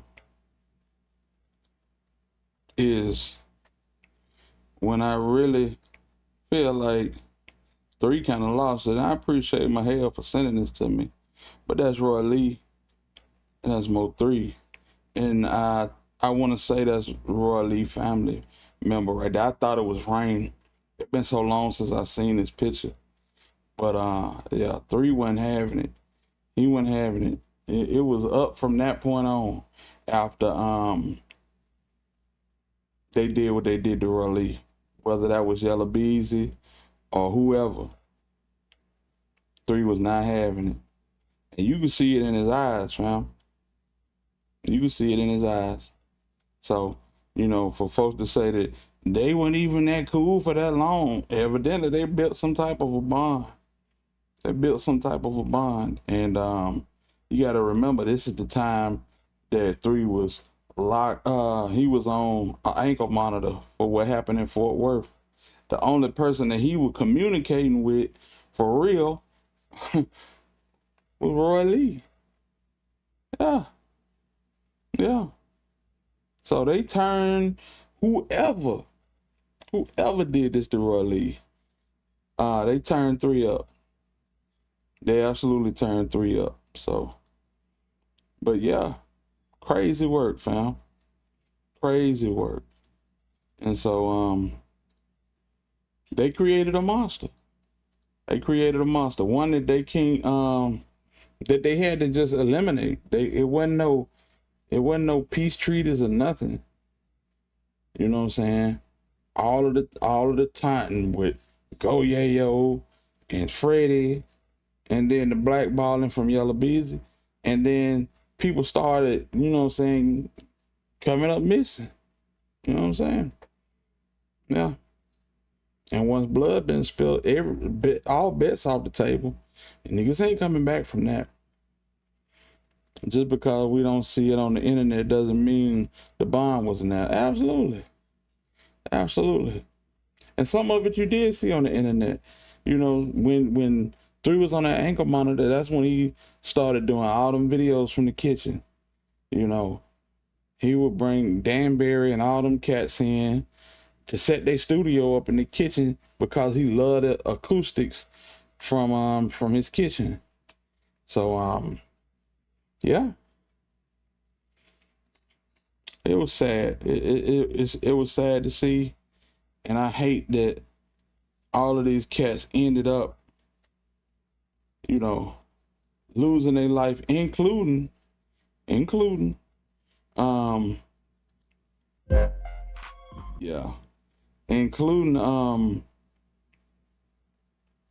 Yella Beezy, because he threw his away. He threw his away, trying to get rid of 3. Now listen, gang, we finna we're gonna touch on this Lil Durk situation. Cause Lil Durk feel like that he can blame some of the stuff that's going on and the accusations of that's against him in his case on the internet. Basically hearsay. We're gonna go to it. We're gonna rock out with Hood Educated, man. If y'all ain't sub to Hood Educated, go link up with Hood Educated. Hood Educated, Night Lane Related. Let's go. Yeah. Asking the judge to dismiss the case is because he's saying that the prosecution is the whole case against Lil Durk. And the reason why he's asking the judge to dismiss the case is because he's saying that the prosecution did something foul. He's saying that the prosecution knew the evidence that he presented to the grand jury was false, and he presented it to the grand jury anyway. What evidence you talking about, Hood Educated? I'm talking about the little snippet that I just showed y'all. Durk's verse, or his last few lyrics in that verse. Now, if they didn't allow y'all to, and when I say they, I'm talking about YouTube, because sometimes, you know, we try to sneak a little video, a little clip in, and YouTube would be like, nah, you can't use that. And then we have to cut it while we making, not while we're making the video, but while we're editing the video for YouTube. So if they didn't allow y'all to see that video clip, allow me just to read from the motion itself, right? Following the attempted murder of Quando Rondo and the murder of Lil Pop, defendant Banks sought to commercialize Lil Pop's death by rapping about his revenge on Quando Rondo, with music that explicitly referenced audio from a news clip taken shortly after Lil Pop's death, where Quando Rondo screamed "no, no" after seeing Lil Pop's body. These are the lyrics. Told me they had an addy, go, go. Got location, go, go. Green light, go, go, go, go. Look on the news and see your son screaming, no, no.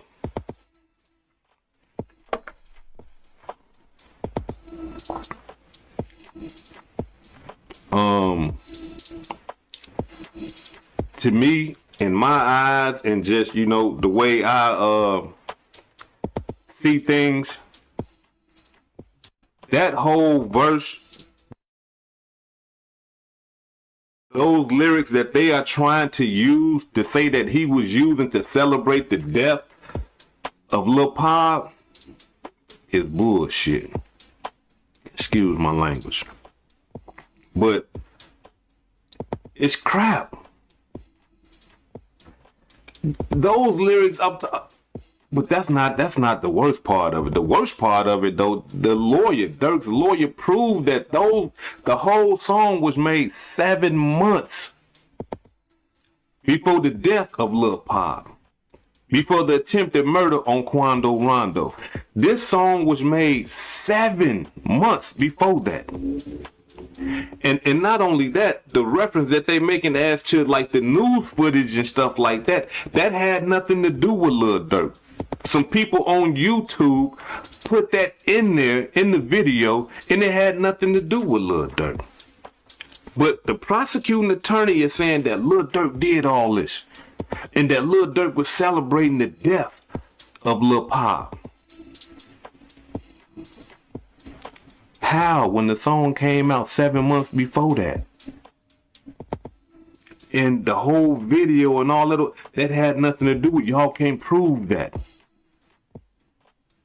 See, this is what I need all my young gangbangers to understand.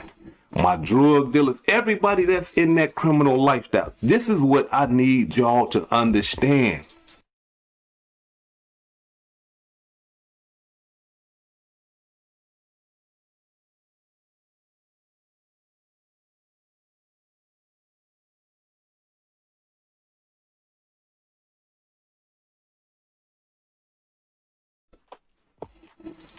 They do stuff like this on a regular basis. This is not the first time I'm seeing this happen, where the prosecuting attorney has grabbed whatever they wanted to grab. My bad. Yeah, that's facts though. It don't matter. The people that sit in that box, when they put that up on the screen, they gonna unequivocally believe that, fam. Trust and believe me when I tell you. Trust and believe me when I tell you. And even if that don't match, man, they got so much on these folk. Bank records, cell phones, car rentals, you name it.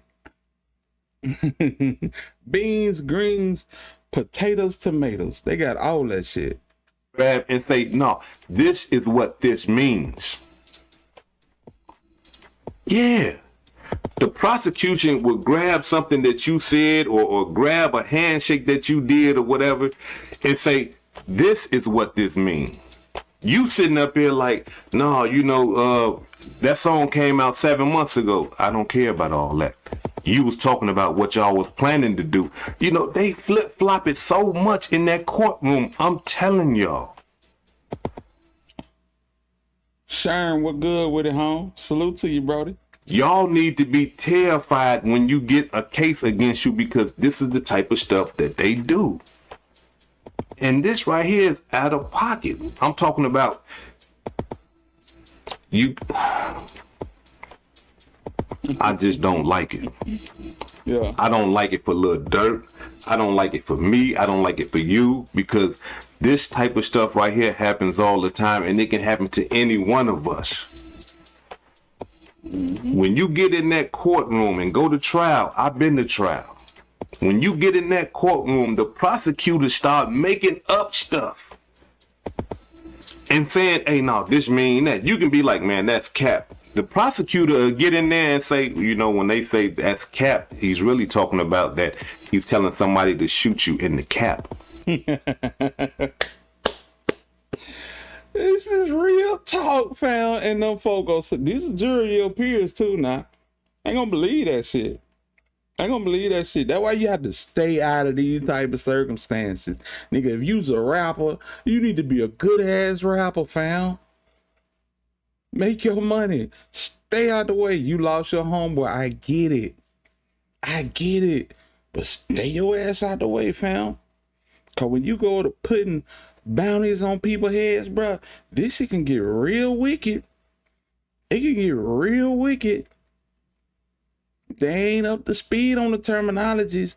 They just paying their civic duty to the government by sitting in that box and looking at another wealthy Negro participating in criminal activity. Don't let that go over your head, fam. I'm telling you, these folk do not play a fair game. That is crazy. Boy, I tell you, he said something with that. Let me rewind that. Hold up. Let me check these comments.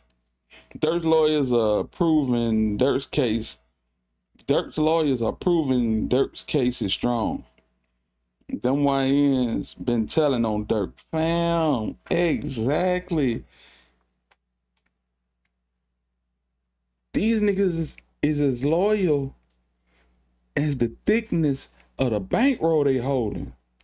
Ain't nobody holding no bankroll. Everybody water cut off. The loyalty is gone. Niggas is trying to get a time cut. Sorry, nigga. I'm trying to go home. I'm trying to come home. That's snitch, right? Come on, fam. Sipe said, make children music. You better do something. You better do something. Yeah. Ain't nobody finna stand up on this shit, man. Loyalty is out the window. Loyalty is out the window. I'm not finna do no 100 years for Durk Banks. I might bust my gun for him, but I'm not finna do no 100 years for Durk Banks. That shit crazy. And that you can be like, man, that's cap. The prosecutor will get in there and say, you know, when they say that's cap, he's really talking about that he's telling somebody to shoot you in the cap. You know, that's why they aim for the head. And you like, man, that don't mean that. I was just saying that's cap. I'm just saying that this man lying. But the prosecuting attorney, they don't know. For an example, this is a prime example that I'm finna show. I'm about to tell y'all. The YSL case. Man, them people were talking about, man, Young Thug hired people to kill people. Young Thug was there when the murder happened. Young Thug was, you know, sending people on missions and all this old type of stuff. When we got into trial, they didn't have none of that. None of it. They didn't have nothing talking about that YSL, he the leader of YSL. They ain't have nothing talking about that he had sent some people to go kill people. None of that. That's facts. That's facts. California don't play sight. You know what I'm saying? Divine Blair Rose said the other case in Chicago, the charge partners are trying to separate because the one in Durk video gave a statement. You talking about Jam? Man, I wouldn't be surprised. I wouldn't be surprised if Jam gave a statement, Lil Didi gave a statement. None of them niggas, man. Miss Nelly, what's going on with you? Salute to you, man. We just rocking out. Hood educated on the mic, on the ones and twos, breaking down this Durk case and explaining why Durk ain't coming home no time soon. But in the beginning, they was, hey, look, he's the head of YSL. We're going to be able to prove that, you know, he had people killed for YSL. we're going to be able to prove that, you know, he had beat people. And when they got to trial, it wasn't none of that. None of that. They couldn't prove none of that. And that's what I see what's going on right now. Because there's no way that you can use that. Not only that, for those of us who got ears to hear, when you hear the lyrics, Lil Durk say, hold on, let me look, y'all. Give me a second. At the end, Lil Durk say, look on the news and see your son, hold on, pardon me. He say, look on the news and see your son, you screaming, no, no. That's not talking about Quando Rondo. He's talking about somebody mama looking on the news and seeing their son, and the mama saying, no, no. Seeing her son on the news. Why you say you see your son, you screaming, no, no. He talking about, in the lyrics, he talking about somebody mama sitting back watching the news and they see their son on the news and, oh my God, no, no. How does that have anything to do with Quando Rondo situation? I just don't like it. I'm talking about, like, I don't like how they play them games like that. But see, you will never understand it if you ain't never been to trial, if you ain't never been in the criminal judicial system. You will never understand how they play. You know what, Kimberly? That is absolute fact. You know, Simone Hilton is different from USA whoever. You understand what I'm saying? Them folks, when they come, they coming. And they not coming like Simone Hilton and that other tall ass lady that was in Fulton County. They not playing these type of games. It's gonna be OV. Not jam. That case that the CA brought up to deny his bond. The kid name was Stephon Mack. He was tied to the cats that hit Deep Thing. I remember that. Stephon Mack hit that boy up out in the snow. K-Dog said, 30 to 40-year-old, please realize you are turning your golden years over to the most intellectually challenged generation of all time. Fam, that's true. Said feds ain't even giving bonds no more. Yeah, you know that much. You can ask old boy. We need 500 more. And give a fuck how y'all get it. Just get it. 500 more, we there. So everybody dig deep down. The gang don't ask y'all for nothing, man. Just dig deep down and get that shit to me before we get off the slide. Unless you see it on TV, like we just seen the YSL thing. The boys that they charged with the murders beat the murders because they could not prove the murders in the YSL case. They had two of them brothers charged with murders, and both of them beat the murders because the evidence they had was crap.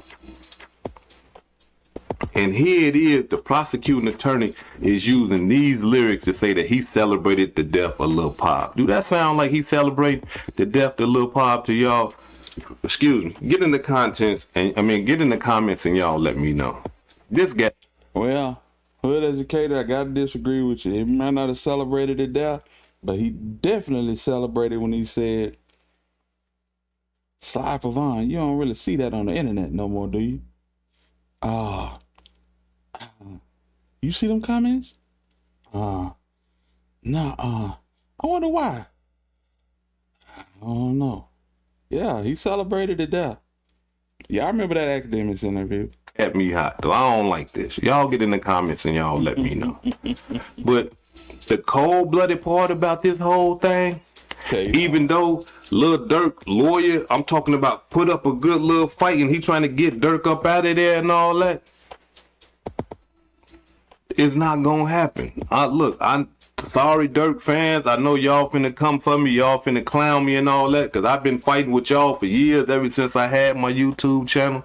But I'm sorry to tell y'all, Yes, that is a good motion. He's pointing out a lot of good stuff. But that judge, let me tell you what the judge gonna say. The judge gonna say, okay, yep, you know what, you right, that is old, they can't prove it and all that. We will have the grand jury, we'll reconvene the grand jury, and we'll have him disregard that part. Or if not, he might not even, he might be cold-blooded himself and be like, that doesn't weigh heavenly enough. They got what they say they got 230 gigabytes of evidence, 20,000 pages of evidence, audio, wiretaps, witnesses, video footage.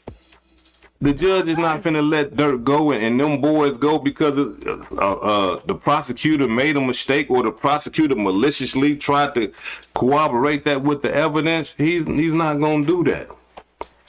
I'm sorry to tell you, Lil Durk fans, that he is not finna do that. Lil Durk is not finna come, and it's sad.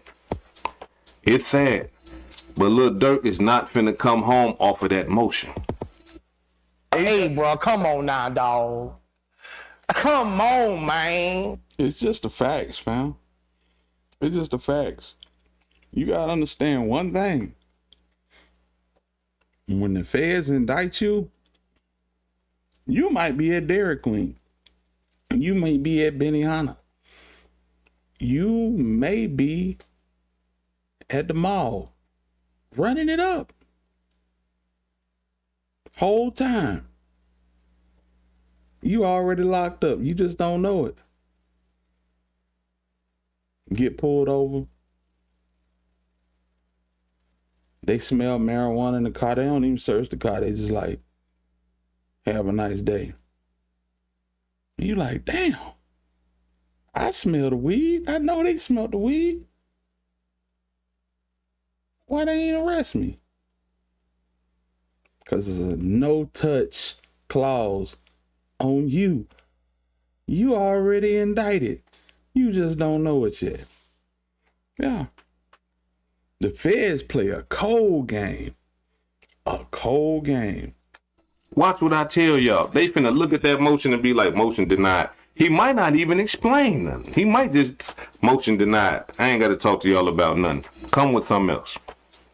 Quit wasting the court's time. We got 230 gigabytes of information and evidence against these people. We ain't finna let them people go like that. I'm talking about just like that. That's how they play. Anybody that ever been in the judicial system, y'all know I'm not lying. They don't play fair in the criminal judicial system.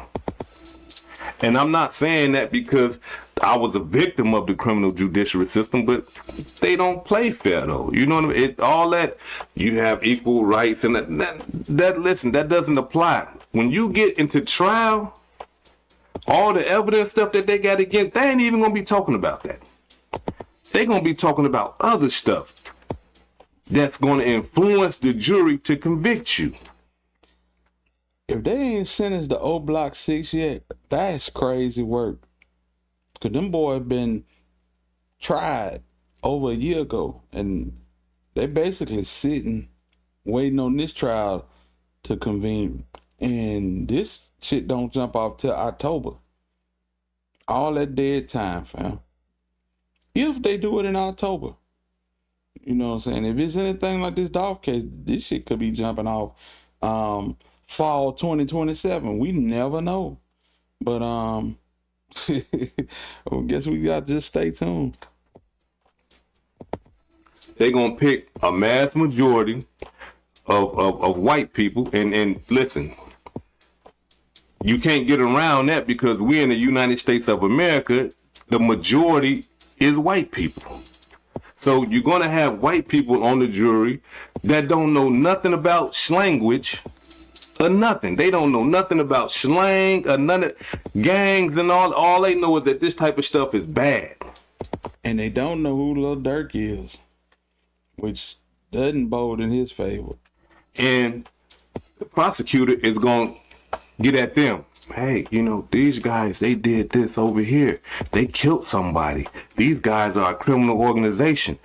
people that ain't never been around that type of stuff or don't know nothing about that stuff, they're gonna believe what the prosecutor is saying because they look at the prosecutor as he's helping the community. The prosecutor is helping the victims. The prosecutor is for me. If I ever get into something, this is going to be the guy that's going to put the guys away from stealing my purse or robbing my house. The bad guys. Yeah. You got a bunch of Anglo-Saxons sitting in the box just doing their civic duty. They pack their cheese sandwich, come downtown, sit in the box,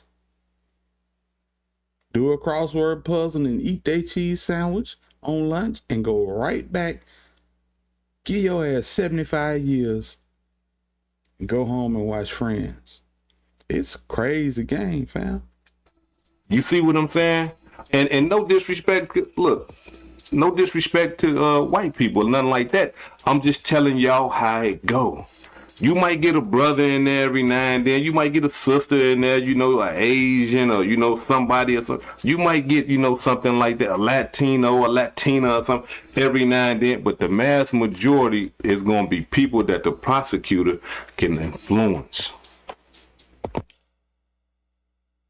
Yeah, Gotti, Shannon Stillwell, and Jeffrey Williams lucked up because they was in Atlanta. And I believe the majority of their jury was black. We talking about Los Angeles. Might be a bunch of Latinos and white people sitting on that jury. So we just gotta wait and see.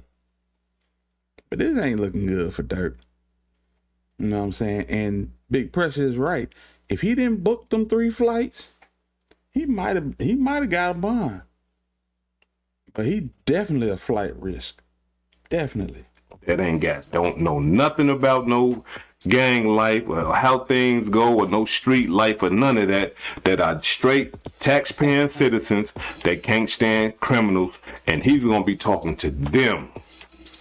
He gonna have them on the stand like, hey, look, this happened, that happened, and they gonna be quick to be like, okay, I believe what the prosecutor is saying. You right, Kim. All this shit connected. You got Big U, Mr. Check-In. You got Brick Baby running interference. You gotta understand, Brick Baby been like this with Durk before Durk was even Durk from back in Atlanta. You know what I'm saying? So yeah, it's gonna be crazy. J Rail in the building. Salute to my dog J Rail. Yeah. Let's go. I don't believe what this guy is saying. He's a criminal. But I believe what the prosecution is saying. You see, it go like that. It go like that. And them boys in California too? Nah, So here's my thing. Even though Durk's lawyer is putting up a great defense, I'm talking about not a defense, but filed a great motion. But I gotta be 100 with y'all. There is a lot of evidence against Lil Durk and his homies. We gotta ask this right here, y'all. We gotta ask this. How did they even know the plot even went down like that? Durk lawyer is Dolph old lawyer, the $1 million lawyer. And yeah, Loose Cannon been running his damn mouth. He can't stop running his mouth. And then, you know, he got his wife on the phone and she just, bunch of clout chasers, bunch of internet clout chasers. Still yearning for the self-gratification. How the hell you in the feds and you call it in the no jumper? You niggas is crazy as hell. You see, like, how did they know that these guys jumped on an airplane from Chicago and went to California to go kill somebody? How they know that? How did they even get that tip? How do they know that Durk put a bounty on Quando Wando's head? How do they know that? How do they know that Lil Durk was sitting up here and saying, hey man, check this out. If anybody go kill Quando Rondo, I got y'all. I'm gonna pay y'all. How do they know that Durk told his homie, hey, look, check this out, man. Y'all finna go out there and go kill Quando Rondo. Hey, look, don't use the OTF card. Don't put nothing in. Don't use nothing that got my name on it. Ooh. How do they know Durk said that? Who telling them that? What wiretaps is they listening to? You see what I'm saying? So I understand that he's filing this motion because of that, but they gonna need more than that to get Durk. Who's to say that they listening to wiretaps? They could be looking at the great White Hope, Adam 22, just like we do every day, and listening to Brick Baby talk to Poetic Flacco. Could be. I'm just saying. Cause these boys, they done spilt the beans time and time again. And when you go over to the side with Big U, Loose Cannon, oh my God. Yeah. That's just self-incrimination at its best. I don't think we've ever seen anything like that. Even AR Ab interview on Vlad don't surpass what the hell Loose Cannon was doing on No Jumper. Divine Black Rose said it was in a text message. Well, there you have it. Out of that federal penitentiary, they gonna need more than that, because the way things is looking, if they being straight up, they got a lot of damaging evidence against Lil Durk.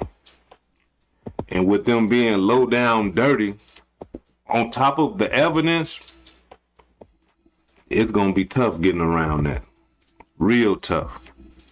And then not only that, we gotta think the only way that they can have that type of pertinent information about Durk is if they've been listening to him on the phone, or there's somebody in his inner circle telling them the whole truth and nothing but the truth about everything. And it's just a matter of time for all that to come out. Why? Because they said that that 230 gigabytes, do y'all know how much that is? That's a lot. They still processing $20,000. I mean, 20,000 papers. You know what I'm saying? They still the 230 gigabytes. Yeah, I don't take all of that computer space into the equation no more. Cause where we had a terabyte, we had a terabyte in the Dolph case. It looked like they used like 5 gigs worth of information to give straight drop 135 years. Yeah. So I don't know. The case is not over. But all of that, we got a terabyte, we got 250 gigs, it don't matter. It really don't matter, because from what we seen, they ain't using half of it. Let's get a like count, man. If y'all ain't hit the like button, hit the like button for me, man. I appreciate it. If you can, support the channel. It's greatly appreciated. You know what I'm saying? Makes our spending our time running through this content worthwhile. I appreciate you. Real talk. Fights. They still processing that.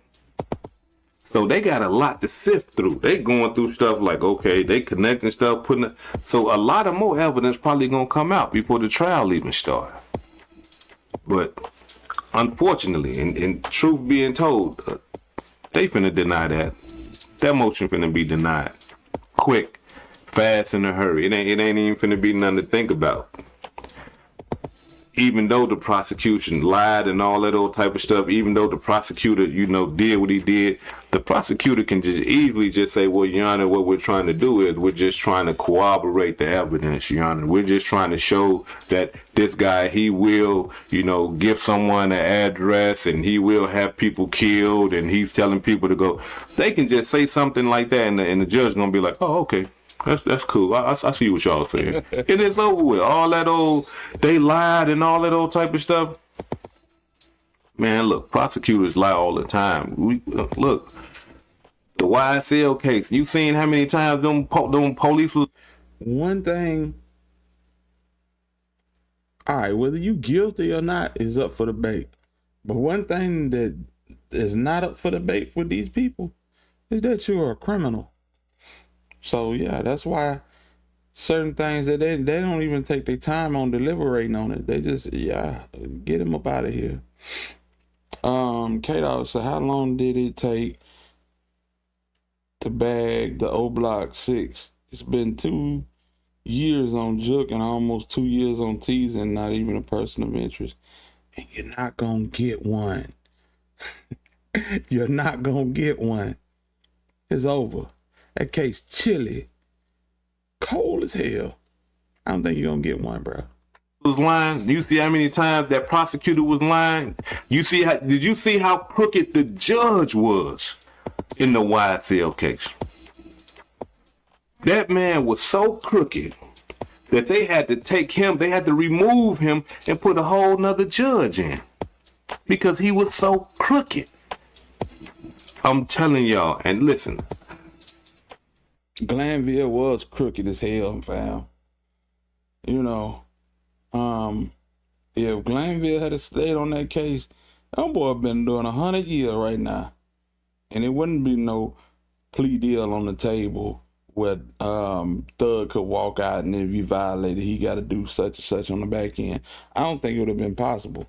The new judge, which I always forget her name, she is Durk. She is not Durk. She is Thug's saving grace. She got a clause to where if they try to revoke his bond for any reason, it got to come before her first. So Paige Whitaker is her name. That's right, Paige Whitaker. So that's his saving grace. Better be glad, because they were finna clip his ass about 3-4 weeks ago on a humbug. Yeah. Don't ever, especially you young gangsters and you guys that's out there trying to be, you do not want to see that criminal judicial system, all that fair and justice and all no, it's not happening like that in that courtroom. Yeah, no. For those of us who have been to court, for those of us who had got in that criminal judicial system, we know because we experienced it. We know because we seen our family members experience it. All of us should know just by watching the YSL case. Man, when I first heard what they was going, I said, oh man, Thug gone, bro. I said, Thug ain't never getting out. I said, they got him, bro. They tell my man, he the leader of YSL, man. He done put hits on peoples and, they gonna killed a couple of people and then. I ain't gonna lie. I said that Thug was the down south Larry Hoover. I didn't think the nigga was ever coming home. I'll admit to that. Most of these bloggers, they not gonna say when they gave a bad take. But I admit to that. I said, this nigga ain't never coming home. They finna put him behind bars like the down south Larry Hoover. After I seen what I seen with that case, man, all bets is off the table. As far as, burying these boys. I think there's a path for Yella Beezy to come home, even though they got all that information against him. Same with Durk. It's gonna be a long road to hoe, and them niggas gonna go broke trying to beat it. But it's a path, definitely a path. He sent some guys to Miami and all this old time. I'm thinking like, man, Thug, dude. Everybody snitching and stuff like that. But through all that snitching, of all them other people that was snitching on that kid, couldn't nobody say, yeah, man, Thug sent me to go kill a couple people, man. Thug put a gun in my hand. Thug, gave me a key of cocaine. None of them couldn't say none of that. But the prosecutor did. We're going to prove that, that he's the leader of the... None of that. So all of us should have learned from that case right there. Listen to me when I tell you, especially you young brothers coming up and all. No, we can't learn from that case because that was a state case. That case is a federal case. Brick Baby, Loose Cannon, and Big U is a federal case. So can't learn from that. And that's why I'm so worried about the situation in Dallas, because it's a state case. And the judge said at the bond hearing, due to the lack of evidence, we're going to chop this bond down significantly from $2 million to $750K. I tell you right then and there that the state need to put in some free overtime if they're going to convict Marquise Conway. Man, they is not gonna play with you. When you get caught up for doing crime and stuff like that, when you get in that courtroom, they is not finna play with you. They finna dog you out. They finna pressure you mentally to take a deal. They finna put you in that small little cell up in there, and I'm talking about misery. All your people that you so-called love, they gonna turn their back on you. Man, it's gonna be horrible. You do not want to go through that. I'm telling you, young brothers. I'm telling you, gangsters, right now. Stop doing what you're doing. You do not. Look what they doing to Lil Durk. Even though I know they got all this other stuff against them, but just for the prosecutor, just to try to use that little small snippet. All right, salute the hood educated, man. But yeah, I see what you're saying. Hilda, don't give Yella the benefit of the doubt. He belong in jail. He definitely belong in jail. He definitely belong in jail. And you know what's so bad about it? Baby, bruh is he moving. It's like he knew he got away with this. And he was living his best life. And now because he's been exposed, it's almost like he playing the victim in this whole situation. I can't stand that. I can't stand that because, bro, you are not the victim. You are absolutely not the victim. I hate that. Yeah, I hate that. The little video that he just dropped, I ain't rocking with it. I ain't rocking with it. Because this the type of nigga that throws a rock and hides his hand. Always have been. Show your contracts. Nigga, you can't ride my wave. And that's what he said to 3. You can't ride my nigga watching my pockets trying to ride my wave. Bruh.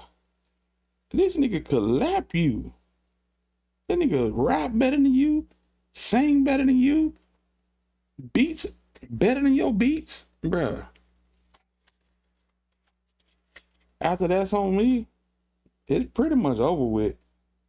Especially if the nigga singing on a song.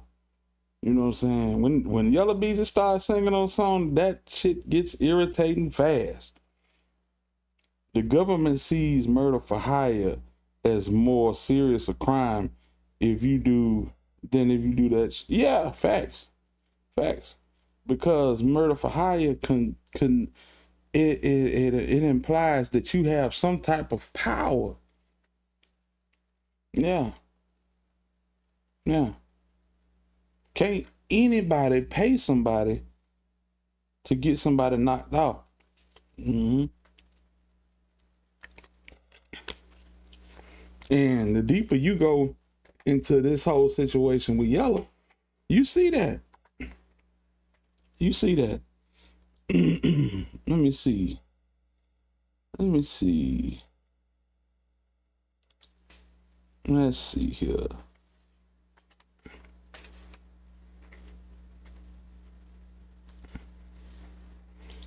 Let's see if we can find what I'm looking for. Yeah. Stay focused you on remember this. This clip right here? I showed it the other day. Let me ask you this, Yella, and I know we didn't talk about this yesterday. Have you ever been questioned about the Mo3 shit by authorities? But yeah. Hold up. This clip Wait right a minute. Something ain't right. Like they ain't try to like bring you in or anything? Mm-hmm. Has anyone called asking about Saul or the Pineapple Express or anything? Yes. That's all we need to know. Is it or It's There it is, man. Cleared. Like none of that? So it's just basically this shit is all internet. And all the speculations are coming from the internet. Like it was never nothing that. Yeah. I ain't gonna lie, I got called today before I even walked in this motherfucker. And people checking on me. From I guess one of the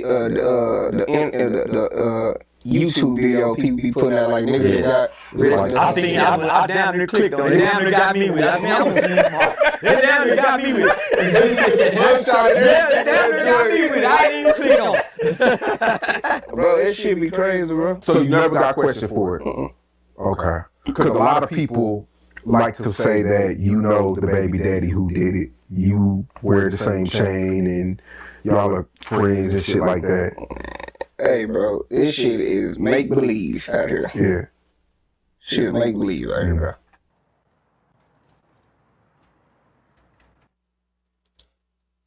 Yeah. It's make-believe. Oh, these niggas crazy, fam. These niggas is crazy.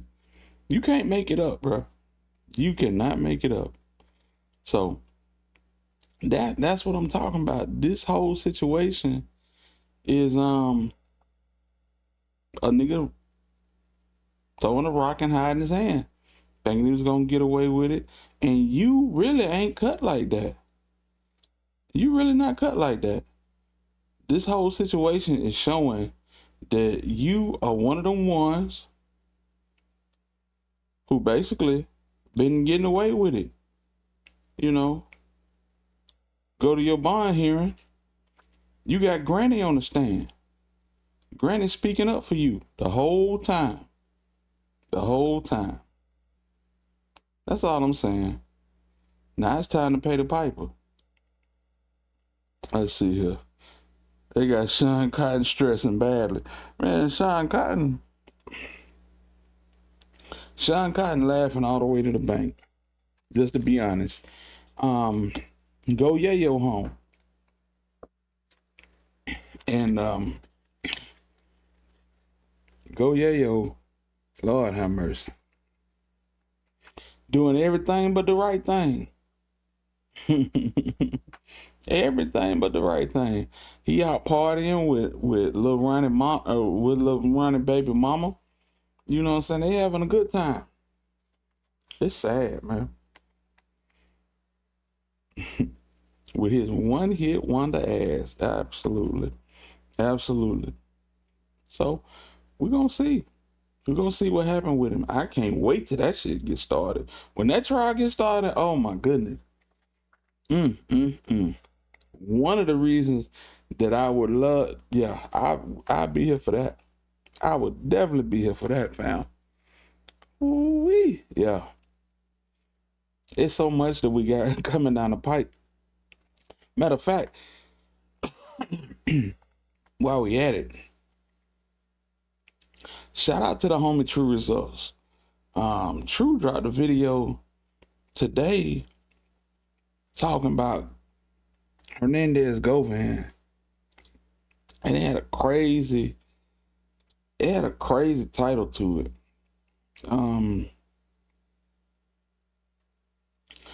Young Dolph exclusive. Big Jook get paid for CEO Teasy.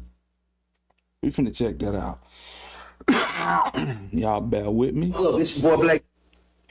Yeah, let's see here.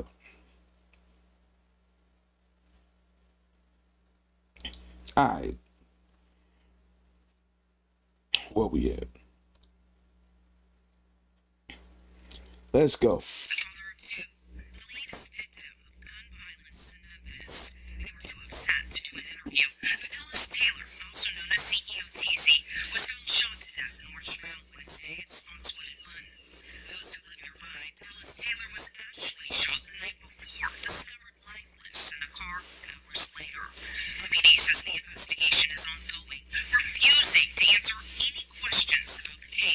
Or whether it has any link to Memphis rapper Young Dolph.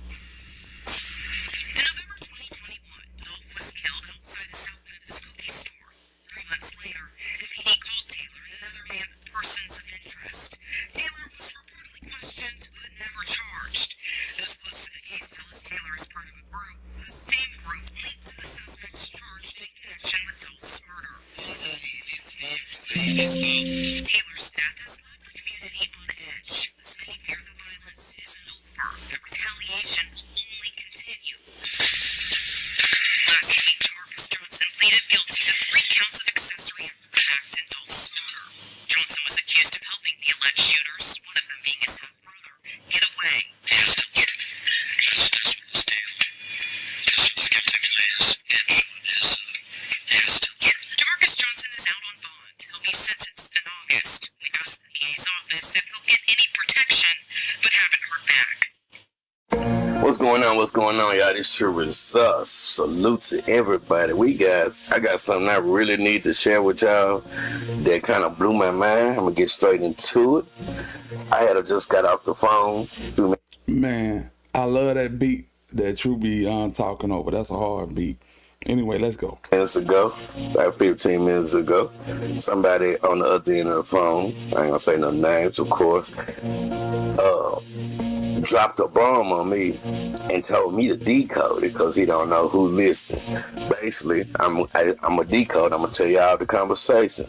He said, this is how he said it.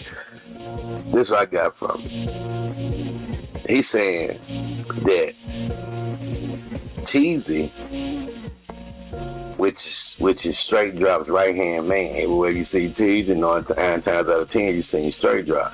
I don't know because straight drop was grooming to be the rapper of the crew, which is a good way to keep 1 foot in and 1 foot out the game. But they was buddy. I don't know if straight drop was second in command or whatever. But that way you seen Teasy, you seen drop. Teasy, drop. Straight drop used to be right on the stage with Dolph back in the days, for those of you who did not know. Yes. Well, we can go down that rabbit hole too. The Trulla Mafia history is documented on this app. All of the shit that they did, you know what I'm saying? And it was them two at the very top. It was Teasy and it was Straight Drop. That was after J Money, of course. But y'all get the point. It's the one that would not eat the cheese. Would not eat the cheese with the life sentence plus 35 additional years. Straight Drop used to be cool with Dolph. Everybody used to be cool with Dolph. J Money was the leader, the founder of Trulla Mafia. And J Money was supposed to be next up under Dolph before Key Glot. If you didn't know, now you know. J Money had a brother named D Money. Dolph was grooming J Money to be up next. J Money was the founder, the leader, the head of Trulla Mafia before he lost his life. Well, before he lost his life, his brother D Money had his own clique going on. He got unalive, J Money's brother. Now, the dude that they said. Hold on, bro. You need me to hold the door for you, bro? You cool? You cool? We still going to Piccadilly? 2 rats. It had something to do with it, which is not proven. His name would be Big Unk. I know you heard that name before. He's currently doing a stint. We have no facts or no evidence that he had anything to do with D Money's demise, so we're just gonna leave right there. But, and this is a little backstory, but it's the mistake that Dolph made, and everybody know it. This is what Trulla, that's why Trulla came into the picture to have a hand in taking Dolph out, because Dolph made this major mistake and signed Big Unk to a paper route, to a PRE. He signed Big Unk. Everybody like, hold up. Everybody on Trulla say, how you gonna sign? How you gonna sign the suspected killer of True stuttering for a second, but we all said, this was the fatal mistake. Come to find out, that wasn't a fatal mistake at all. This was the fatal mistake right here. This guy. It's so much speculation that we ran up and, you know what I'm saying, it turned out to be something totally different. They wasn't gonna do nothing dark behind that. This was enough motivation. A contract and 40 bands, 50 bands, you know? Crazy. Of J Money's brother, Big Unc. You can't play both sides like that, and that's when the real. That's just a little backstory. Quite sure some videos out there with the rundown. But that's how. See, Trulla been doing a lot of things for a lot of people. You might well call them a rolling security team, or you know what I'm saying. Some people will say hit squad. That's not what I'm saying, but you know you can put two and two together because they everywhere, in and out of town, and they connected bigger than you think they are. That's how you get into. That's how you hear. That's how you get the photos with J Money, who I'm talking about, right next to Zebo. You know Zebo. Shit, he was a part-time basketball player, in my opinion. He was a full-time gang. Want to be the dope man. That's sad. But you know what? That's some fun. This shit. For everybody know it, but they, you know, that's Memphis paper. So let that go. Now, it's crazy because that you can see the cracks and mistakes they made in the very beginning. I shout out to social media and the power of it to keep off name alive, because as bad as they wanted to try to brush this under the rug, they couldn't do it without us. So that's one benefit of what I like to call anti-social media, is that you can use it for the right way to keep the beam on.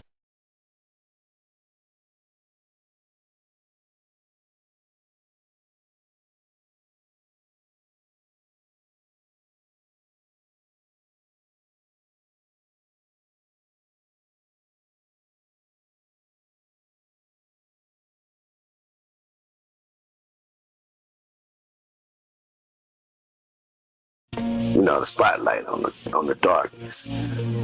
So I got you.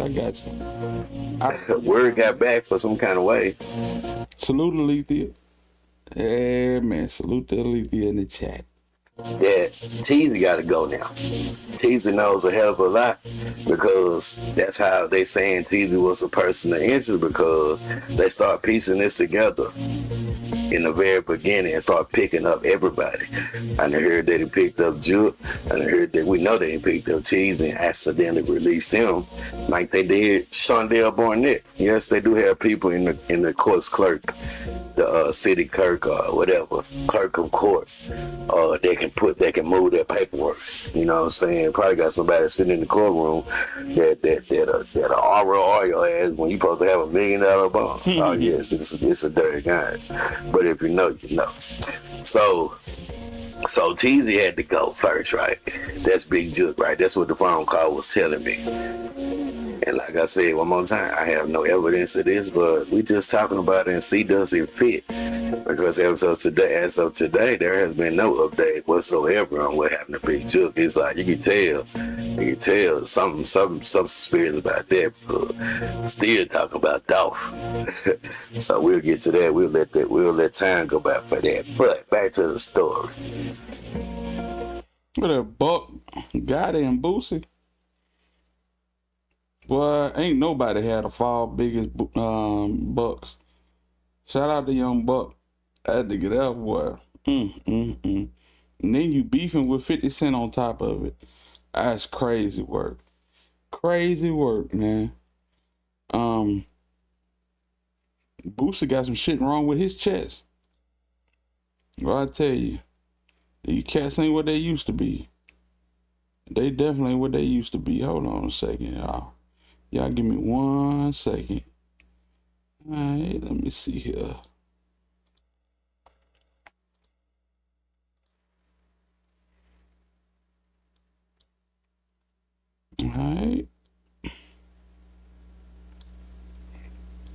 All right, we back at it.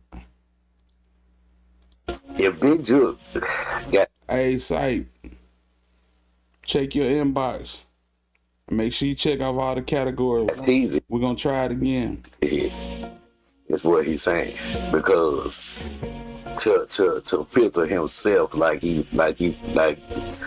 gotta use Big Juke to be the street representative, and I'm just gonna do the corporate things, but we gotta stay separate. But see, that's another thing about that federal protection, because how in the hell your brother is the one that's unaliving people? Police been told him somebody finna kill him for running out the blood. We showed that black and white 2-year Big Juke. Police ran up on him and knocked on it. They're like, you know what? Somebody finna come on their way to kill your ass for running out from the plug at his trap house, Big Juke, years ago. So Big Juke gets Teasy knocked off because they was getting close, and they was looking for Teasy as a person of interest. Now, if Big Juke got Teasy knocked off to save himself, then that would mean Govan would have had to been next. Y'all see what's going on? So Trulla didn't like that. If this story has any kind of substance for the people that know, they know. Right now, we just discussing it. If they knocked out Teasy, which is beloved and valuable and an asset to Trulla. I just noticed something. Hey, drop it in the chat. Who are these two individuals on this picture right here? Before we even go any further, who are these two individuals in this picture? Y'all let me know. I'm waiting.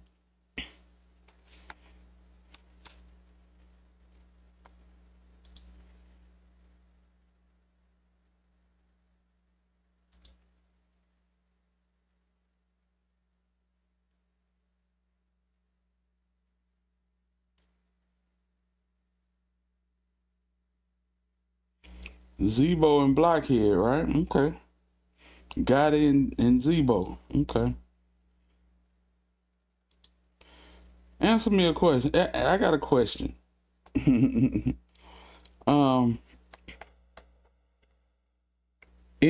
what universe is Gotti and Zebo the same height? All right. Straight drop feel like that. Yes, believe it or not, straight drop still can pull some strings from it. That's why you can't trust the nigga, fam. This nigga Zebo gotta be 6'7", 6'6". Gotti what, 5'8"? I just noticed that. That's crazy. This nigga standing on a box or something. That's crazy.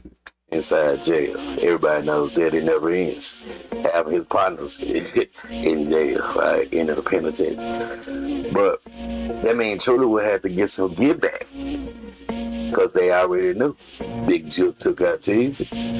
Well, we gotta take your ass out, and since you broadcast live, don't forget that infamous post. Nigga got it doing the milk crate challenge. I take your ass out, and since you broadcast live, don't forget that infamous post you made too. It kind of makes sense and go with this. If they can't snake you or something like that, what's that infamous post? Anybody know he made like the day before he got taken? And they don't want to face you; they want to snake you. We put snakes on a plate and eat great.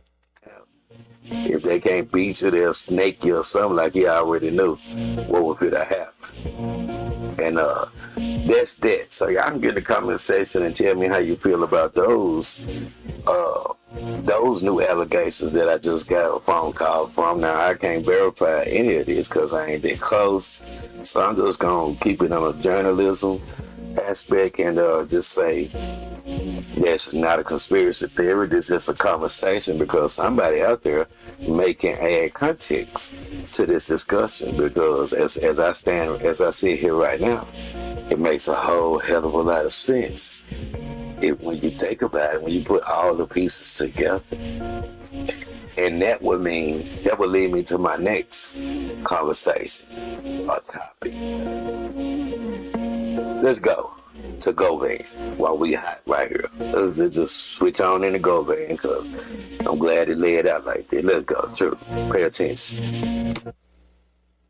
Now, Govan, as you all know, has formerly mean he went in front of the judge and the judge asked him, well, Mr. Govan, what is your decision? Because if you either make a choice to take this plea deal today, or that's your last chance. We're going to trial starting July the 28th, 2025. Well, Govan said, I can't take the deal because unlike straight drop, I don't like cheese. I'm gonna eat the cheese. However, there you go. Right? And now he say I love cheese, and and cheese is my favorite, so I'm not taking that deal. And I would tell anything I know, as I already did with my profit agreement, and everything I told. This is how y'all gonna do me? Y'all gonna offer me? Y'all gonna tell me? Y'all cut me a deal and tell me, well, the state with your cooperation, not the feds, because they hasn't showed their hand yet. The feds got some unsealed indictments and a whole lot of activity going on because, believe it or not, they sweeping the board. So time to tell that story about didn't got to get away, or did he not? Or the feds doing their job. But let's stick to the state part right quick. First degree murder and conspiracy. First degree murder carries a sentence. So, from what I'm seeing on this, it's looking like they trying to give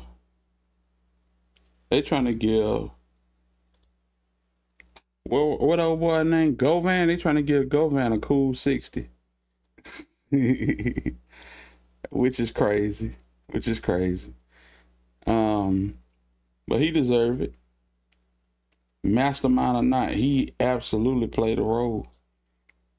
And I think the role that he played was just as important as the role that these two played. Yeah.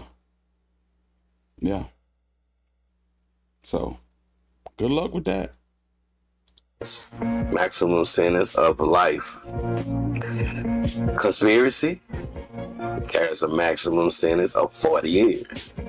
Well, this is what you're going to try to. So, since you told us something and we made a proper agreement, by the way, I don't know. I still until today don't know if that proper agreement. Well, I guess you can make a proper agreement with the state.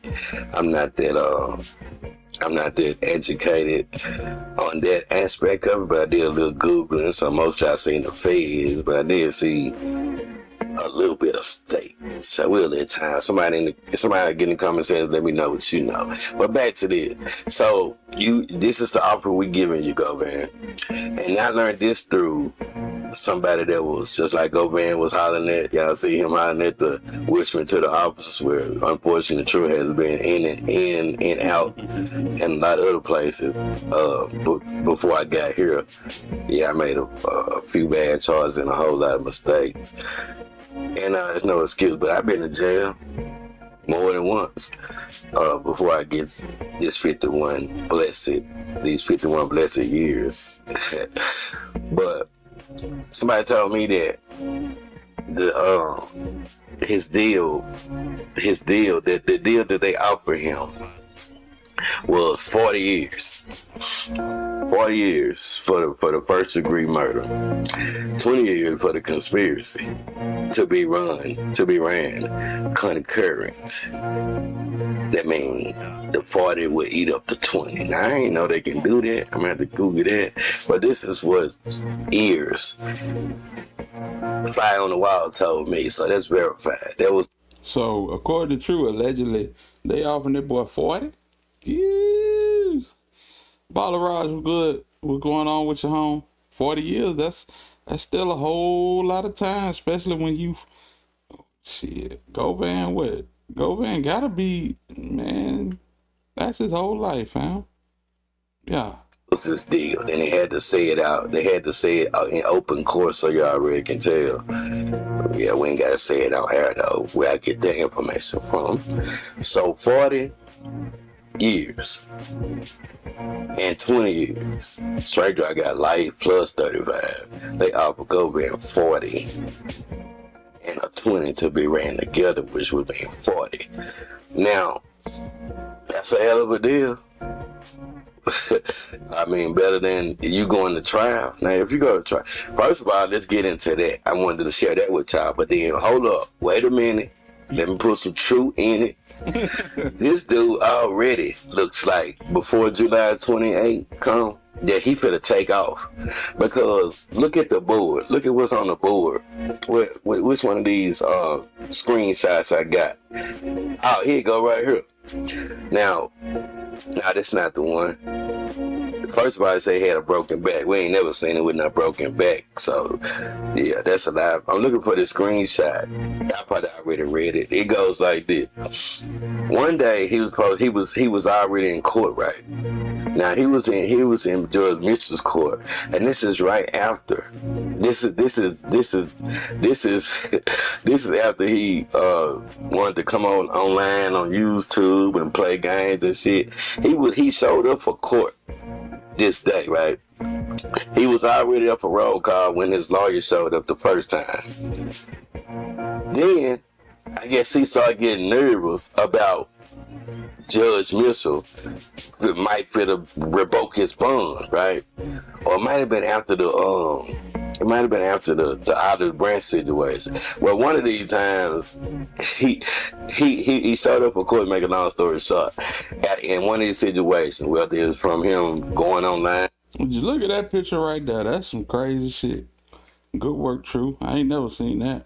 And or whether for the him getting arrested in South Haven. He showed up for court with his lawyer, and then before they called their name, the lawyer must have whispered something to him because he got on out of there. They ain't put no bench warrant on him right now. You was already in court. You didn't have no emergency. You got spooked because you thought they was gonna revoke your bond that day. And you left the damn courtroom. Now, if you left the courtroom because you thought they was gonna revoke your bond that day, what would you do for a Klondike bar looking ass?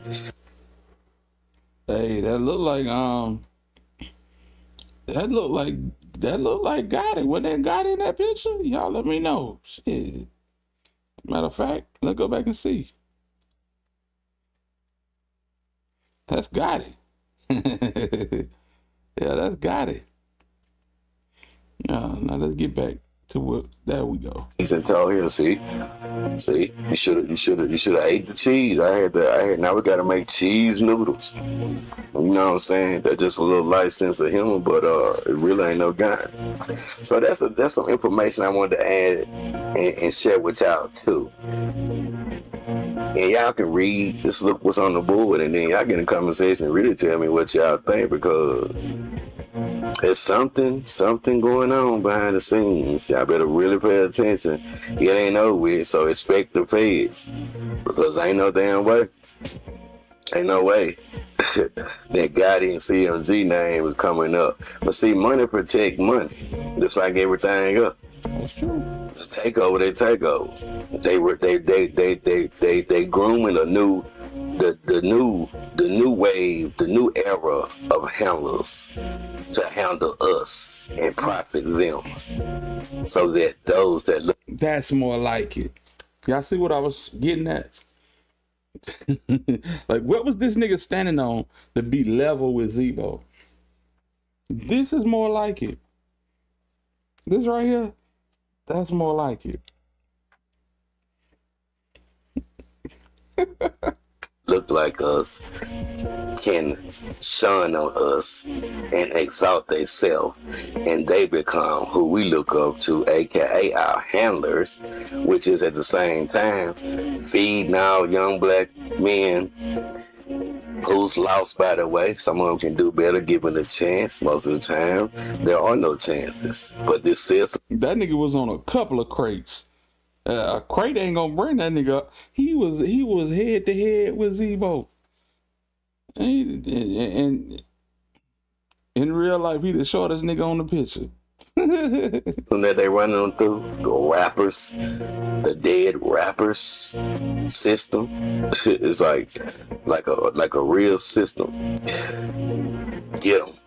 Go just seek only the ones that rap and talk about death, that they sell drugs, tote guns, got beef. Make sure they got some beef going on, and make sure we put our hand on there. We're gonna give them everything that they need before they go on sign them. Give them some cash money. Make sure you give them some cash.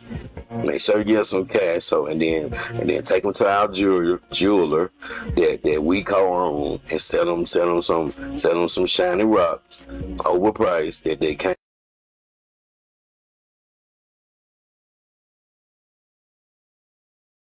I'm looking at Motor. I'm looking at Boosie. I'm looking at J Money. I'm looking at Teasy. And that good old Devin Burns. Boy, I tell you. Boosie know how to pick them, don't he? Ah, damn. that they lost already. We're gonna take their money, then we're gonna put them in the lab because they lab rats, and we are the masters. Why we own your masters? Because we are master. You don't own shit. We gave you the right to own your own shit. See what happened to Dolph, right? When you want to be independent. Man, I gotta cut that out so this video can get monetized. Let me get out of here before I start cursing, y'all. You know what I'm saying? I got a family to feed too, but. Rest in peace to Big Motor. Rest in peace to J Money Trulla. Rest in peace to CEO Teasy. That's crazy. Well, I tell you, true time takers. And Devin Burns, I think he's still incarcerated. Nigga just doing time. Just doing time. Well, I tell you, crime don't pay, kids. Crime does not pay. Shout out to True Results for this content. Yeah, I appreciate him. You know what I'm saying? Let me rock out with it. True always say whatever he put out, I could use it, and I appreciate that. You don't get that from everybody. You don't get that from everybody, especially when you dwell in the same sector. You know what I'm saying? So yeah, shout out to True, man. Hey, we at the 2 hour and 40-minute mark, and I think we finna do an after party. We're going over to Cyprus. And if y'all rocking with Cyprus, y'all need to check in. Hit us. So I think Juke Killers. You think Juke Killers ever gonna be found? No, absolutely not. I may be wrong. I don't think none of them niggas coming to justice. And that's why I feel like that, you know what I'm saying, this is professional. I don't care how nobody feel about it either. In my finite mind, Gotti had his brother knocked down. He threw on that big charade and flooded the city with police and armed security for the funeral. Like they were on high alert when it came from the inside. That's just my opinion. That's how I feel about it. In the age of technology, when you can't get away with nothing, these cats, you ain't found nothing? You ain't found nothing? Hell no. Come on, fam. And it'd be just my luck tomorrow. Breaking news. Big killers found in, Panama City, Florida. Hey, until then, I'm standing on what I say. I think the nigga had the nigga knocked off and ran a whole charade. That's just me. That's just me. Who hit God? Who hit Dolph? CMG. Who hit Juke? CMG. I'm just saying. Allegedly. Yeah. Yeah, but we finna go over the guy that had nothing to do with Juke death, y'all. And he didn't have nothing to do with Dolph death, y'all. It was his brother. Okay. Allegedly. Oh, man. That's my time, fam. We finna rock out with Cypress TV. Cypress, you better cut that damn live on, fam. I done, man, so many times said, we going over to Cypress for the after party. 30 minutes later, Cypress still ain't live. Cut that live on, Cypress. I'm pulling up. Baller Rod, salute to you. Kim, salute to you. Hey, before we get out of here, salute the Chat Town Finals for donating to the channel. Salute to Gina for donating to the channel. I appreciate it. You know what I'm saying? And last but not least, salute to the one and only E-Baby for supporting the channel. Ain't nothing but love. I appreciate all of y'all for rocking out with us. I appreciate y'all for hitting that like button. You know what I'm saying? And yeah, it's been a good one tonight. It's been a good one tonight. But yeah, we finna go over to Cypress. Salute to how we got Jonathan Boyd, the boss in the building. Yeah.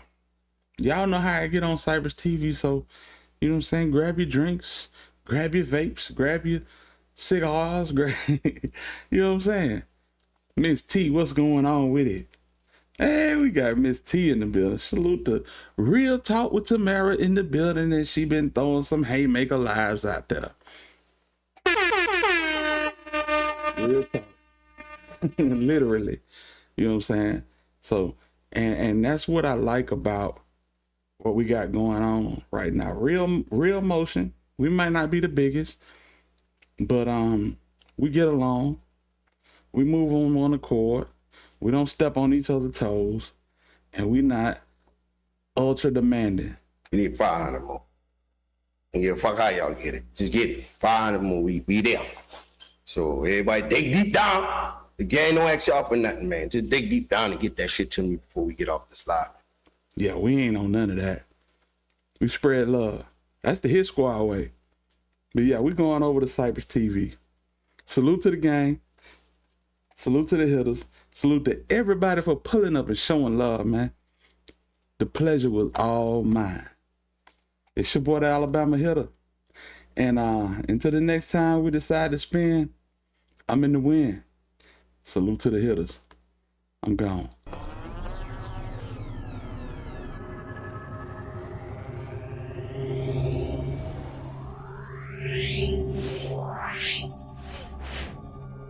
Yeah.